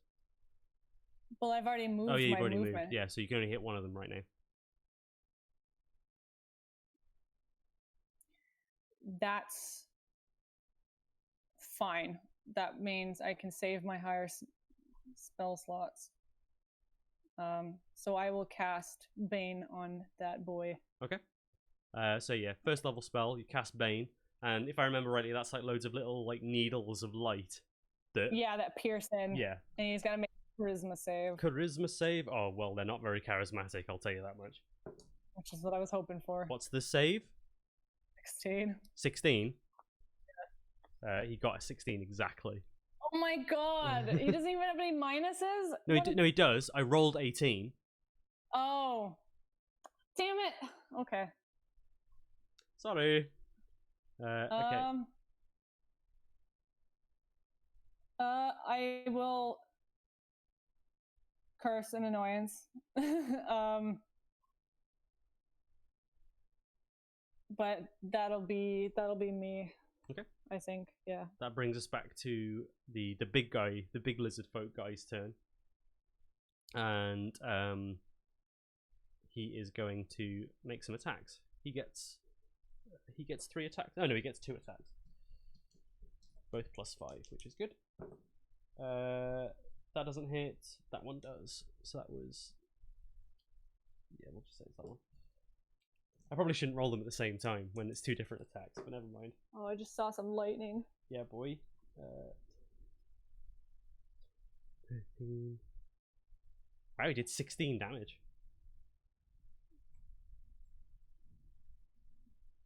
So basically, you see this big guy like charge up to the troll and make some kind of like guttural like hiss noise. I don't know how you have a guttural hiss noise, but this guy manages to do it somehow. And then just kind of goes to town with like biting and clawing at the creature, like basically flaying its skin. Amazing. Cool. Quinn's turn. Quinn is going to. Can he take something off of me?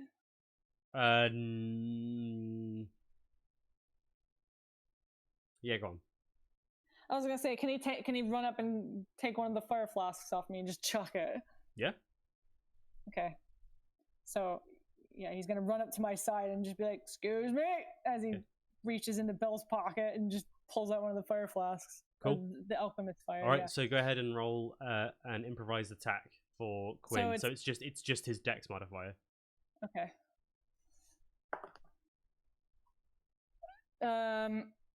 13. 13. He throws it, and it just goes wide and splashes on the ground. The ground kind of like starts to crisp up and then kind of like erupt into flame, but it doesn't last very long. It just kind of fizzles out. And it's just like, oh, shit. Okay, I have to mark 2 off just so. Okay, yeah, that's fine. Okay, yeah. So with that, he would have moved up here by the way. Ah, right. Okay. Like moved closer. I can't move his token. That's why. No, I know. Okay, sorry. Go on. Okay, so it's Ricky's turn now. So he's gonna kind of like toss the vial up in his hand and then catch it and then be like, okay, and then he's gonna lob it. Okay. He rolled, what's his dex modifier? +1. He rolled 15, which is the troll's armor class exactly. Oh, sweet. So he throws it and it just catches the troll at the top of the head and then like cracks on him and just like goes over his head and body and then erupts into flame. And you just hear him going, as the flames very rapidly overtake its body. Sweet. I'm assuming there's a fire thing on here. I imagine there's like a little flame icon. That looks like poison, but drink me. What's that? Half haze? None of these look like fire. That's 3 leaves. That's not fire. Broken shield? That's not fire. Why is there not one that's just on fire? We're gonna give him an orange spot. That means he's on fire. Okay. Right, so that's Ricky's turn, and he's just going to kind of stay in step with you. And he's probably going to feel pretty good about setting that troll on fire. Yeah! It's now the lizard folk chief's turn. They are going to... I think they're going to follow your lead. They point the staff towards the troll, and they're going to cast Guiding Bolt. The second one, the first one? The first one, but they rolled a 2, so it just goes completely wide. Oh. They're going to stay in place, that's fine. Okay, so Troll. Troll takes... Do you want to roll D4 for me? Takes 4. 4 fire damage and does not regenerate. Okay, so kind of like in a panic, it just starts wildly attacking the lizard folk that's in front of him. So 2 attacks with claws, a natural 1 and a 5. Neither of them are going to hit. And a bite. Because he's on fire. 16. That's going to do it, I think. Yeah. So that's 5 piercing damage. Okay. Second troll. I'm just going to try and get through the turns that don't involve you. I'm going to get through them as quickly as possible. Second one is going to like go 1, 2, 3. It's going to like smash through that that cart and kind of get straight face to face with the chief and make some attacks. Okay. So 2 claws. One of them hits. That's 6. 10 damage. And a bite. that also hits. What's the distance between the two of them right now? Okay, just so you know, few attacks have gone in. Like the chief took like quite a lot of damage from the 2 attacks that hit, so they seem to be bleeding out now. Okay. The still other awake, one, though, right? Sorry. He's still awake though, right? Yeah, I would have said otherwise. Okay. Okay. Yeah, the bigger boy is still looking pretty healthy, but not quite. Like he's taken a couple of hits. They are. If you move a little bit further forward, you could target both with Bane if you wanted.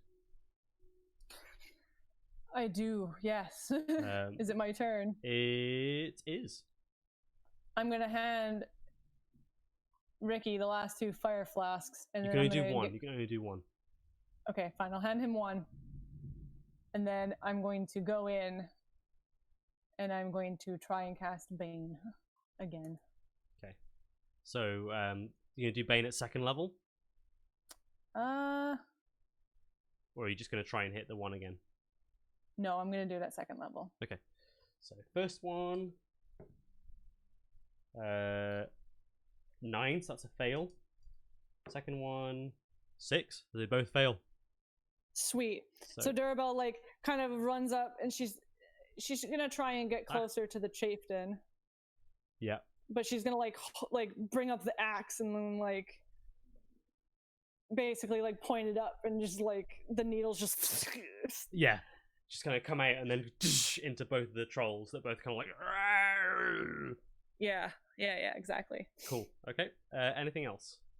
Can I move a little bit closer, or yeah, is that you can move because you were like here, weren't you? So yeah, you can move to like there if you wanted.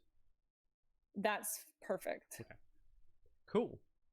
That brings us to the Render's turn, which is the big hulky dude, big lizard, and he's gonna see that the troll's on fire, and kind of emboldened, he's gonna go in, and he's like explicitly going for the troll's existing injuries, the ones that are no longer recovering, and like trying to make them worse. Yeah.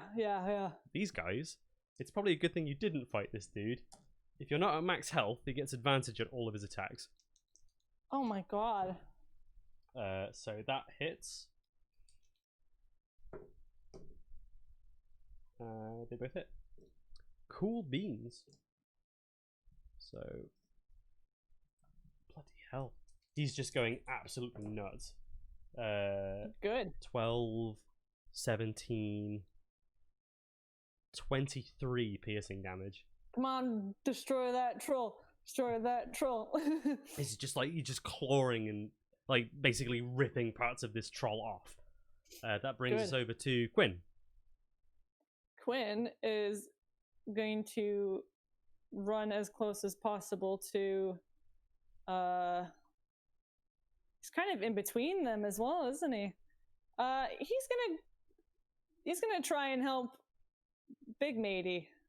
Okay. So he's gonna run to 1 as close as he can, if he can. The only problem is Big Matey is kind of in the way because there's the 2 cards.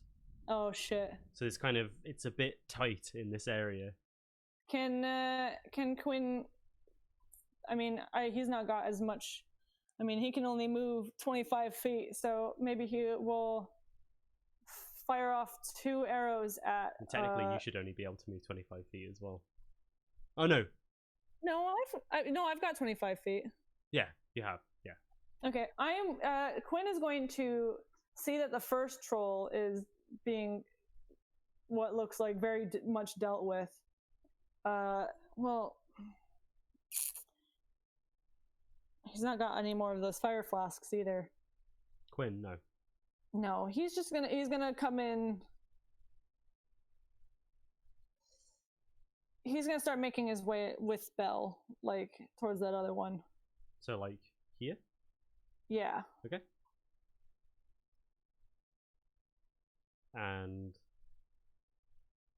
that'll be it. That'll be good. He's gonna get his sword attacks? ready. No. Okay. Okay, Ricky's turn. He hasn't got a whole lot to do. He's got a fire flask. He's got 1 fire flask. Yeah, he's just gonna go for the one that isn't on fire. Yeah, good. Natural 1. he just kind of he goes to lob it and just loses it. Like he just throws it completely in the wrong direction. I think it hits the cart, and the cart gets set on fire. But there's nobody in the cart, is no, there? No, they've all run off, but the cart is on fire. And he's just That's unfortunate. Okay.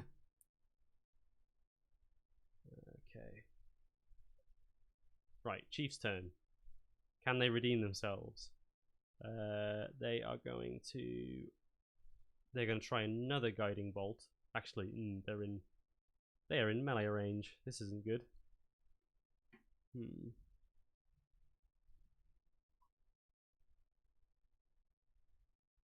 Can he heal himself?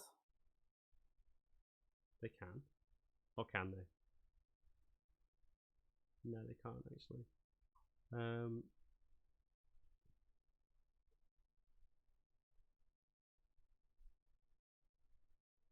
Ooh. Okay. They are going to cast Bestow Curse. Actually, yeah, they're going to cast Bestow Curse on the troll, the one that's kind of in melee range with it. That creature must succeed on a Wisdom saving throw or become cursed. So, Wisdom -1. No! Oh, they got Bane. They have Bane. 3, so 15 down to 12. -1 for their Wisdom modifier is 11. They fail. Hey. So the lizard folk like raises their staff up and starts kind of like letting out this this chant of like mumbling hisses, and you see like the shadows of the marsh start to rise up and then kind of like seep in to the troll's body, like through maybe where the Bane needles are. Yeah, and it each kind of like comes in, and you can see like the color in its body like start to deteriorate. While cursed, it has disadvantage on ability checks and saving throws made with a chosen score, which can be dexterity. It has disadvantage on attack rolls against the chief. It has to make a wisdom saving throw at the start of each of its turns. If it fails, it wastes its action doing nothing. And while it's cursed, your attacks... Well, the chief's attacks and spells deal an extra d8 necrotic damage. Nice. That's pretty awesome. This troll is just fucked up, baned and cursed. Yeah, man. I need to, like, give it another... Another hat. Let's do that one. Okay. That brings us to the first troll, which roll a d4 for me. It's another 4. 4, so it takes another 4 fire damage and doesn't regenerate. And then it's just going to wildly keep attacking this dude. Ooh. But he's got Bane. Yes, one of them is a natural 20, though. Okay. The second one, with the Bane, is 8 plus 4. That's 12, so that doesn't hit. I don't think. No, it doesn't hit. But the one that did hit is a crit of the claw attacks. So that's that's a lot of damage. Ooh, 12, 13, 16, 20 damage. Shit. And then the bite comes in. 16 plus 7.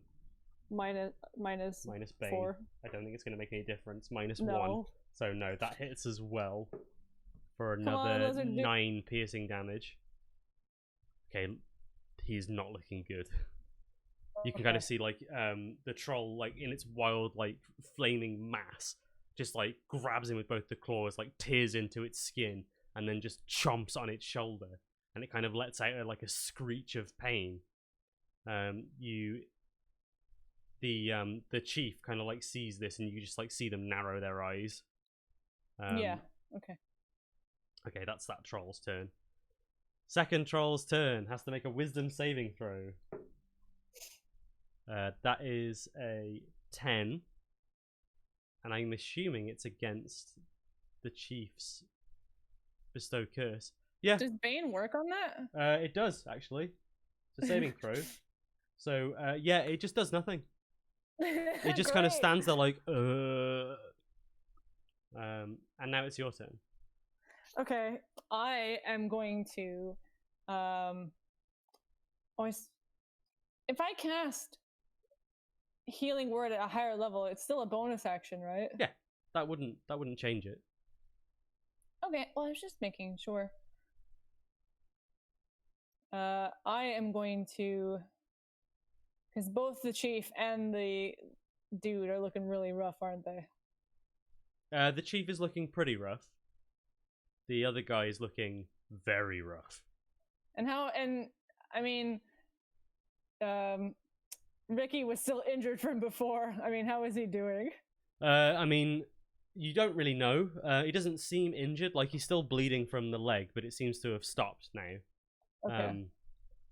Like his trouser leg is a bit messed up. Yeah. But he seems fine. Okay, I am going to bonus action Healing Word at 3rd level on the big lizard boy. Okay. So 3d4 plus 5. Is it plus anything else? Yes. So a few things happen. Did you say you cast it at 3rd level? Yeah. So he also heals an additional. Oh god. Wait, here, hold on. There's a little asterisk by it. Yeah. So just double check that. Oh my god, this storm outside is going absolutely nuts. Yeah. Okay. So it normally does d4 plus spellcasting ability modifier. This annoyingly, the customized box is like okay. The creature regains an HP equal to 2 plus the spell's level. So plus 5. Disciple of Life. Yeah, spell. So it's an extra 5. So it'll be 3d4 plus 10. Okay. So that's 3, 6, 7, 8. So 18. So 18. So he heals 18. Hey, no, hang on. I did that wrong. I killed him. I did it as damage. Okay. No, there we go. He's back. So yeah, you see like the wounds like start to tie up, and he kind of like regains his vigor, and you also regain 5 hit points as well. But I don't think you've taken any damage. So I've not, but I just feel good about it. Yeah. And then I'm going to use my action to lob the last fire flask at this dude who's just standing there. Roll like an attack. So, roll an attack and add your dex modifier. No. It's a natural 1. It just goes. Wait, who knows what. last one. You've only used 4, haven't you? Quinn. Quinn threw one and missed. You've used. Oh, you used 1. Ricky's used 2. Quinn's used 1. Where's the last one? Never mind. I still got 1. But either way, I chuck it and I fucking miss because I miss because I rolled a nat 1. So just woo. Bye. Okay. So that's your turn. Are you going to move at all? No, I will stay put. I'm just going to double check my window and hope that my blackout curtain isn't getting soaked. Yeah, it's really pelting against the windows. Oh boy. Oh boy. Is it wet?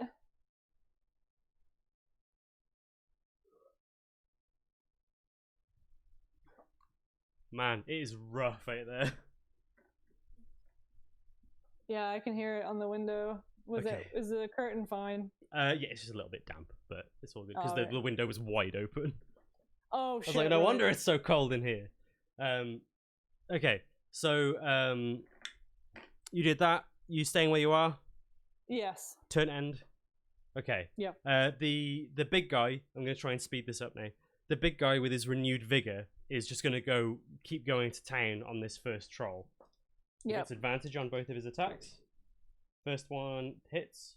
Second one. Ooh, I don't think that does actually. 6 plus 5. No, it doesn't. So the first one did though. That's 2d8.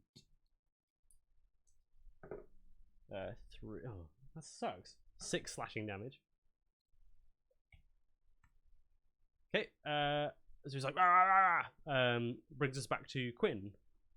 Okay, Quinn is going to run up to the troll that's just standing there like a dummy, and he's going to attack it with his sword. Okay. So he's going to run. We'll say he kind of hops over the snail and gets to like there. Yeah. So first attack. The snail's hiding in its shell. Yeah, the snail just.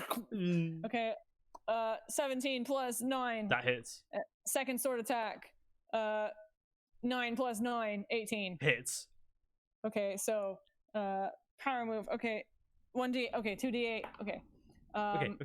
Okay.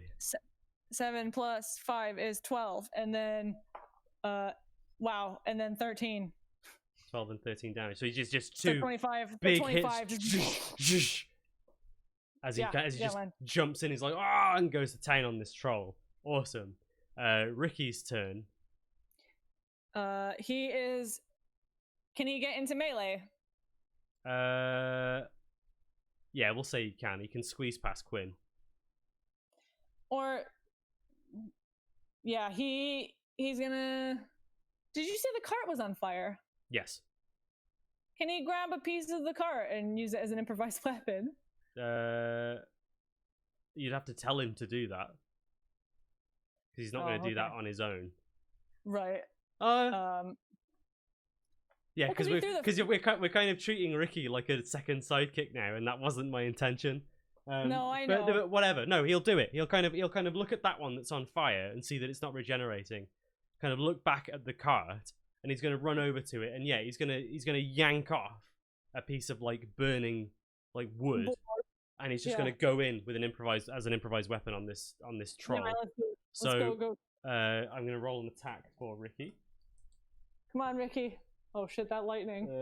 9. Oh, he gets 2 attacks actually. So it's 9 plus 3, which doesn't do it. But then he gets a 13 plus 3, which does do it. So we'll say it does a d4 for the damage, and then another d4 fire damage as well. Plus his strength modifier, which is plus 1. So that's 2 bludgeoning damage and 3 fire damage. So it doesn't set it on fire, but it has taken fire damage. Which is something. Which is, well, it's enough. It's what you need. Yeah. Cool. Okay. So he's like, ah! Okay, it's now the chief's turn. The chief is going to kind of see all of you, and then just kind of... Jesus. Yeah, that was crazy. That sounded like a whip of wind almost. They drop their staff and then raise their hands into the air, and their voice kind of goes from this kind of like low hissing kind of the tone that they were speaking to you in, and sort of becomes this almost like otherworldly muttering. Yeah. And then as you watch the troll that's been like hit with this thing, these like gigantic spectral maw starts to appear around it. Oh shit. It makes a dex save with disadvantage. And Bane. And Bane. That's cocked. So 8 minus 4. So 4 plus whatever. No, I don't want a picture of the troll.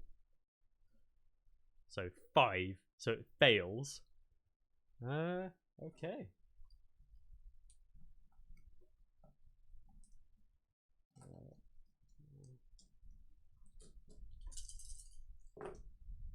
Oh boy. It takes 25 piercing damage as these spectral jaws just and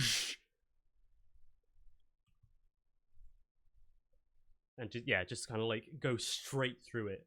It's almost like the jaws kind of like phase through each other and then come out the other end and then disappear into the floor. Yeah. and it's just like left this like, and you can tell like its eyes are like starting to shake, as if it's like having a panic attack. Oh shit. Okay, Flame Troll's turn. Give me a D4. Give me a D4. 2. 2 fire damage. Okay, it's gonna go in for some attacks. Ooh, I think they both hit actually. 8 plus 7 is 15, which hits. 15 plus 7 is gonna hit as well. Ooh, this isn't gonna be even fun. with the banes. Oh, if it's plus 7, then one of them will hit regardless. The second one of them misses though, thanks to the bane, because they got an exact 15. 5, 9 piercing damage, and then the bite attack is 9 plus 7, 16 minus bane, 2, 15, 14 misses. Bane doing some work, man. Okay. Second troll has to make a wisdom saving throw. minus a D4. 18, 17. So they do succeed. So they do get a turn. They are going to. I think they're going to attack the chief. What was the thing on this again? Oh yeah, disadvantage on attack rolls. So yeah, they're just kind of like lumbering in. They have disadvantage and bane on all of their attacks. So the first attack is 7 minus 4. Oh no, sorry, 10 minus 4, which doesn't hit. Second attack is 17 plus 7 minus 4, which will hit. Yeah. 9 damage, I think. No, 10 damage. Ooh. And then finally, bite attack. 10 minus 2 for bane. Yeah, it's not enough. Wait, no. That'd be 17 minus 2. That is enough. That's another 8 damage. The chief isn't looking good. Okay. They kind of like lean down. They put their hand kind of back on their staff, but they're breathing heavily, kind of like in a raspy tone. And now it's your turn. Yeah. I am. So I threw one. Ricky threw 2, and Quinn threw 1. Yeah. So I still have one. As far as I remember, you still have 1. I'm going to use that. I'm going to throw that last one. Okay. Which one are you? I'm assuming you're throwing it at the non-flaming one. Yeah. Okay. The one in front of me. Go ahead and roll an improvised range attack for me. No, it's a 9. 9? No, just. Dourrebelle can't throw for shit. At least it doesn't set anything else on fire. But yeah, but it's not too bad because like Ricky's got this burning plank, so at least he can stop it from regenerating. Sort of, yeah. Sort of. Right, Lizard Folk's turn. Oh, you gonna do something else? I will. I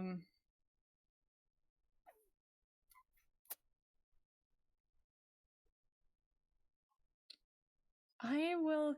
No, because I've not. No. It's fine. I'm done. Yeah, okay. I'm done. That brings us to the Lizard Folk's turn. So he's just gonna keep doing his thing, keep going nuts. First attack is a miss. Second attack is a natural 20. So that would be his bite attack. So that's Man, these trolls are chunky. 2d10. That's a 5, and that was cocked. 6, so 11 plus 3, 14 piercing damage. This first one is not looking good anymore though. Okay, that brings us to Quinn's turn. I was hoping he'd be dead. Nope, they are chonky. Yeah, they are. Quinn's turn? Yes. He's going to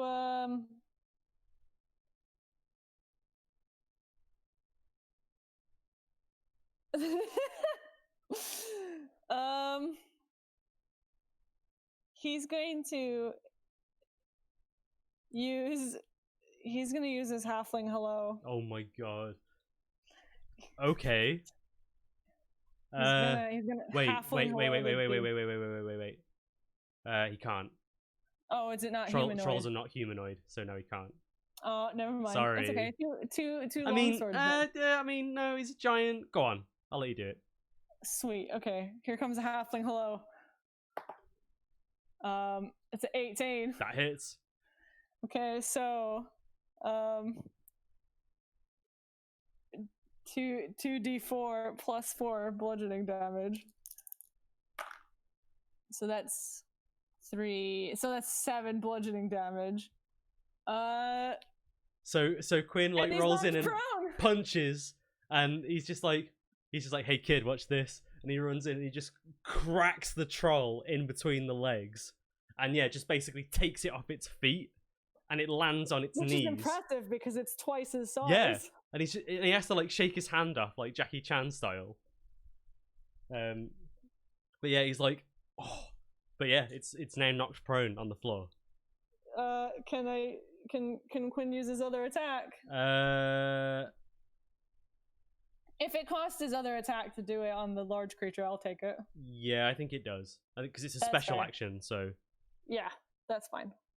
Okay. So yeah, he's just gonna sit there and feel really cool about himself now. Okay, so that brings us to Ricky's turn. Well, Ricky gets advantage on this flaming board now. Yeah, man. So first attack, that hits, double 19. Oh, sweet. Second attack, I don't think that one hits actually. 8, 9, 10, 11. So no, it doesn't. The first one did. So he just deals, cracks the board over the flaming board. 3 bludgeoning damage and 2 fire damage. That's another 5 damage for this guy. Oh my god. Okay, Lizard Folk Chief. They're a bit tired, especially after they expended so much energy to use that crazy attack that they did before. Yeah. So they are going to they're going to Sacred Flame because they specifically did the thing. They gave it disadvantage on dexterity saving throws for a reason. Yeah. So yeah, it's just going to cast Sacred Flame. With Bane. Yep. 0. So wow. Yeah, like straight roll to 0. So Sacred Flame, I think this does 2d8. Yeah, they're 5th level spellcaster, so 2d8. 14 radiant damage. Yeah, man. As it just whoosh, like it raises up its staff and it's like ah, and the radiant, there's like radiant energy explosion, and it just kind of like and then slumps over. I suppose it'd have disadvantage anyway because it was prone. Never mind. Yeah. First troll is going to take fire damage. He's going to take 4 more fire damage for the privilege. 4 more fire damage, and then it's going to try and attack this dude. First attack hits. Second attack with Bane. Oh, even with Bane. Okay. They rolled a 19 plus 7, so. Oh yeah, no point. 3, 10 with Bane. So they rolled a 7, so that doesn't hit. And then the bite attack is a 9 plus 7, which is 16. Minus Bane is a 4, so it misses. Nice. He takes 8. Yeah, Bane's really doing the work here. Yeah, Bane is doing some serious work. 8, 12 damage. So there's and big, he's still not dead. Big wow. claw like into the lizard folk's chest and like drags down. The lizard folk is still not down. They're both very, very rough. Second troll on the lizard folk has disadvantage on all of its attacks and Bane. Well, he's got to get up. Doesn't have to get up to. I suppose he would attack with disadvantage anyway. But I mean, prone getting up makes no difference. He will stand up, but okay, it doesn't make any difference to his attacks. Oh, okay. 9 plus 7, 16, minus 3, 13, just misses. Natural 1. So the disadvantage saved him from a natural 20. 18 plus 7 minus 2. That does hit. But that was with a bite, so that's not going to do as much damage. 2 plus 4. Ooh.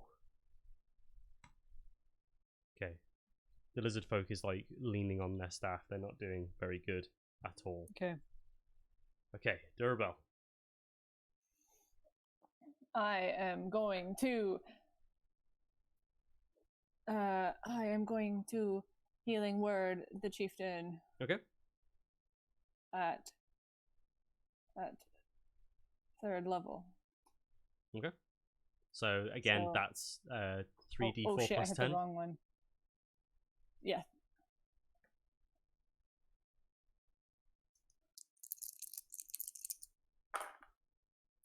One, 5. So wait, 6. So 6 plus 10, so 16. 16 here, bloody hell. Yep.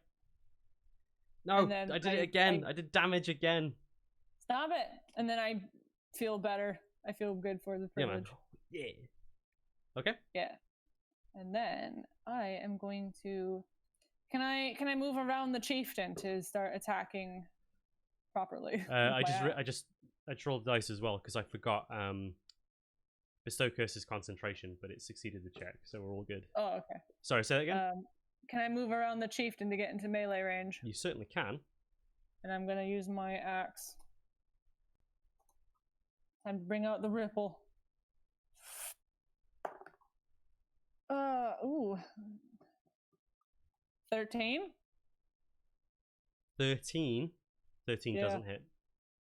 Man, damn it. My spin around didn't work. That's fine. Okay.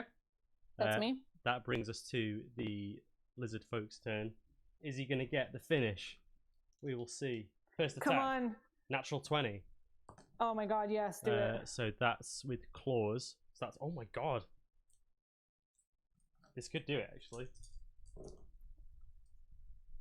10. Yeah. 23 slashing damage. Yes. As it just basically like grabs the claw, grabs the troll by the head that's like burning and on fire and like, and then just like smashes it into the ground. Amazing. Cool. That's him done. We'll leave that be. Quinn. He's gonna Dragon Slayer. Okay. So first strike. No, that's an 11. 11 doesn't hit. No. Second strike is 15 plus 9. That hits. So 12 slashing. Okay, he just runs it through, and the troll's Sweet. like ah, and like doubles over and collapses. And we'll just say for flavor, Ricky like jams the burning piece of wood into the wound. He's like, take that, you bastard. Maybe we throw some of the burning pieces of wood on him so we... Yeah, and then there's just like this smoldering like wound. It's just like it doesn't regenerate. It just kind of deflates and dies. It deflates all grossly. Yeah.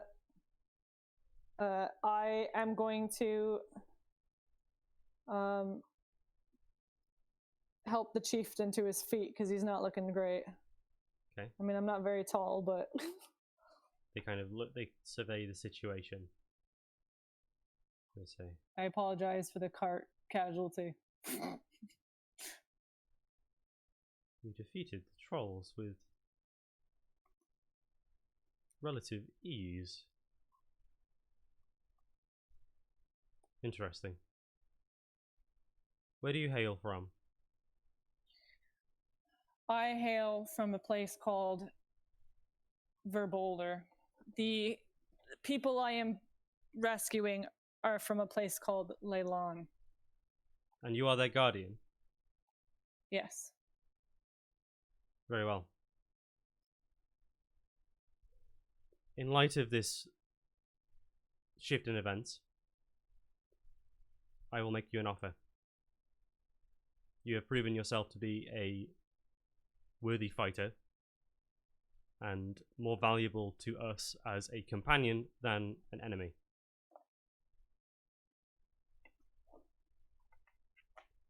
We will release our prisoners.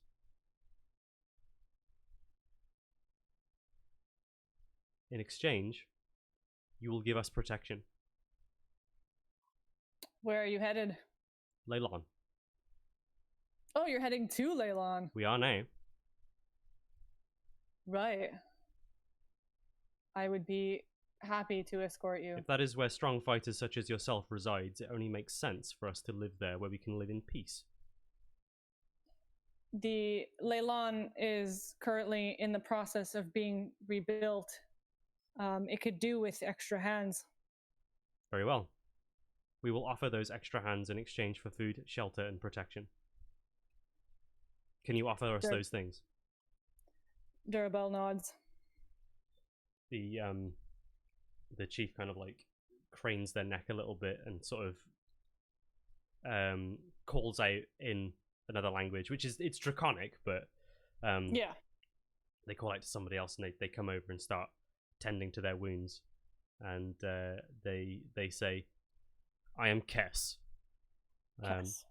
This," and he kind of like gestures over to their companion, the big chunky guy, is Slosh. Slosh, release the prisoners. And they go in draconic. They say that, and then without a word, they go over and break open the cages and let the prisoners free. Yeah, and Dourrebelle introduces herself, and she says, "We best be making our way before it gets too dark, then." Yes. And she's happy to escort them. You are correct. Back. Dourrebelle Boulderbane. They will refer to her as her full name all the time. Amazing. They're as you probably can tell, they're very literal. They're very kind of like straightforward in their thinking and very kind of pragmatic. The as the other soldiers are released, Ricky kind of like runs over to them and make sure they're all right, and they're like, Ricky, what are you doing here? And then like one of them just kind of like hugs him, and it's just like, oh my god, I'm so glad to see you, like crying and stuff, like, because I thought we were gonna die. So that all transpires.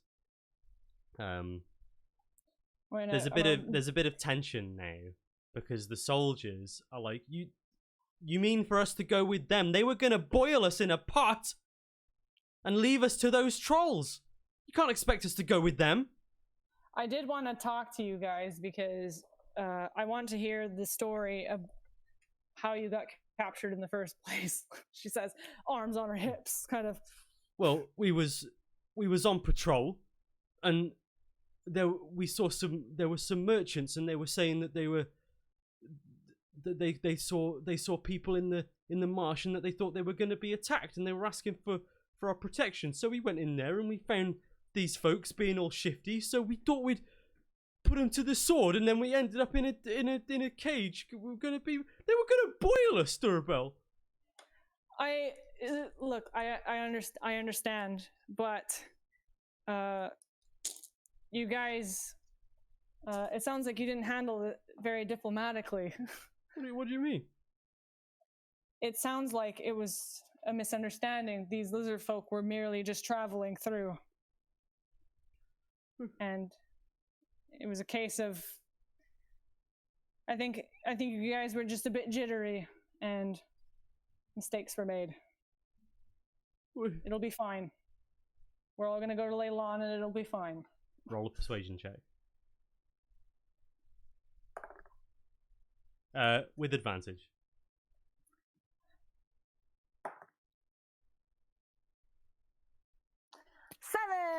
7.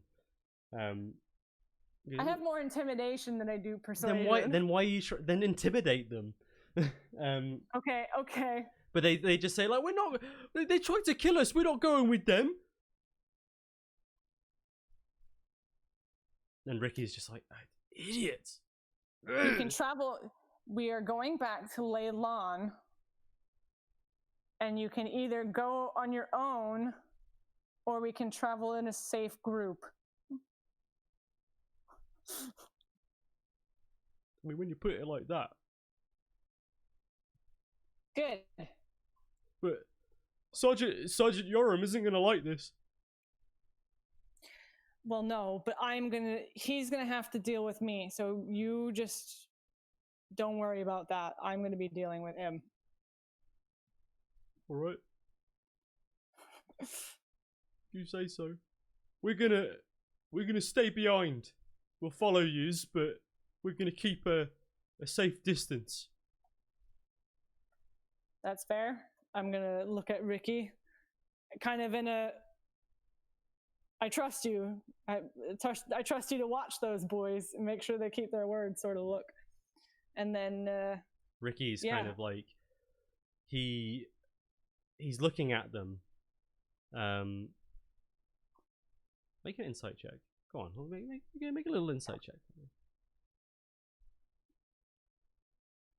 15. 15.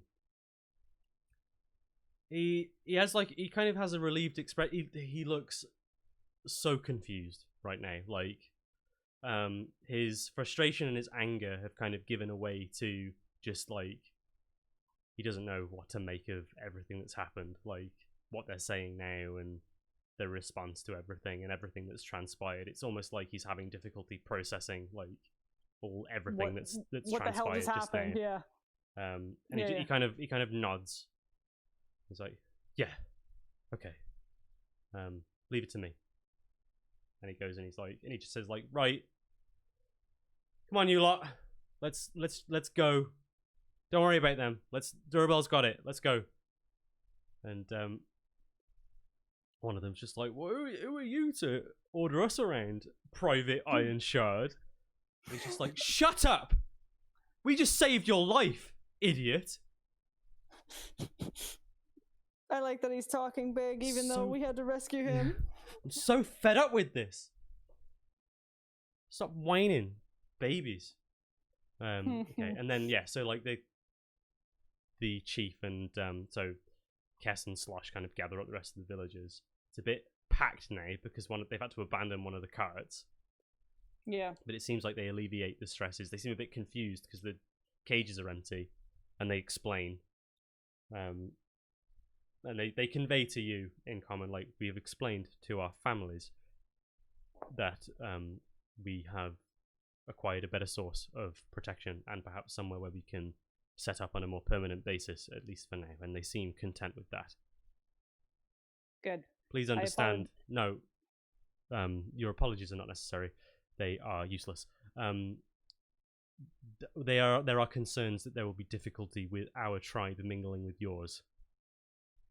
So we have decided that we will maintain a healthy distance until such time as we feel differently. However, we do expect protection. That is completely fine. I think that is something that has been mutually agreed between the two groups, but I am more than happy to continue offering the protection. Very well. And if you don't end up staying in Leylon, we can at least get you onto the road or get you to where it's a bit safer than here. Agreed. Let's go. Okay, yeah, and then we're going to go. Your big entourage, which started as you and Quinn chasing after a lad, has now turned into you, Quinn, Ricky, 4 soldiers, 4 merchants, and about 50 lizard folk. Yeah, man, it's great. As you make your way back towards Leylon, and I think we'll pick up the kind of aftermath of that next week. So well done. Yay! I'm sorry I got so stressed. You did get a little bit stressed out. I think you were getting frustrated with the diplomacy section, and then that led to a bit of a grindy fight. I apologize that the fight ended up being a bit blur. But I think it's just because the way things went. Because you had allies, not allies. There was a third party involved. I consider them allies. They didn't attack us, so there you go. You had a mutual enemy, and now you've got some interesting. They are allies now in an interesting sense. So the first development in Leilon is that the population has doubled with lizard people. Who knows? Anyway, we will leave it there because I think we've run a bit long actually, probably because we started late. But thank you all very much for joining us today. We certainly hope that you will join us next week for the next exciting adventure of Dourrebelle and Quinn. As always, if you're watching us on Twitch, then we really appreciate it if you could follow the channel. We're still baby, so it would help us grow. If you're watching the VOD of this on YouTube, then as I say, please subscribe. I'm working on some original content for the channel now, so please keep your eyes out for that if you're interested in seeing more of this idiot. And if you want to see more of me or more of my fellow idiot and her amazing artwork, then go and check us both out on Twitter as well. Links are in the description. We love you all very much. Take care, and we will see you soon. See you next time. Bye. Bye.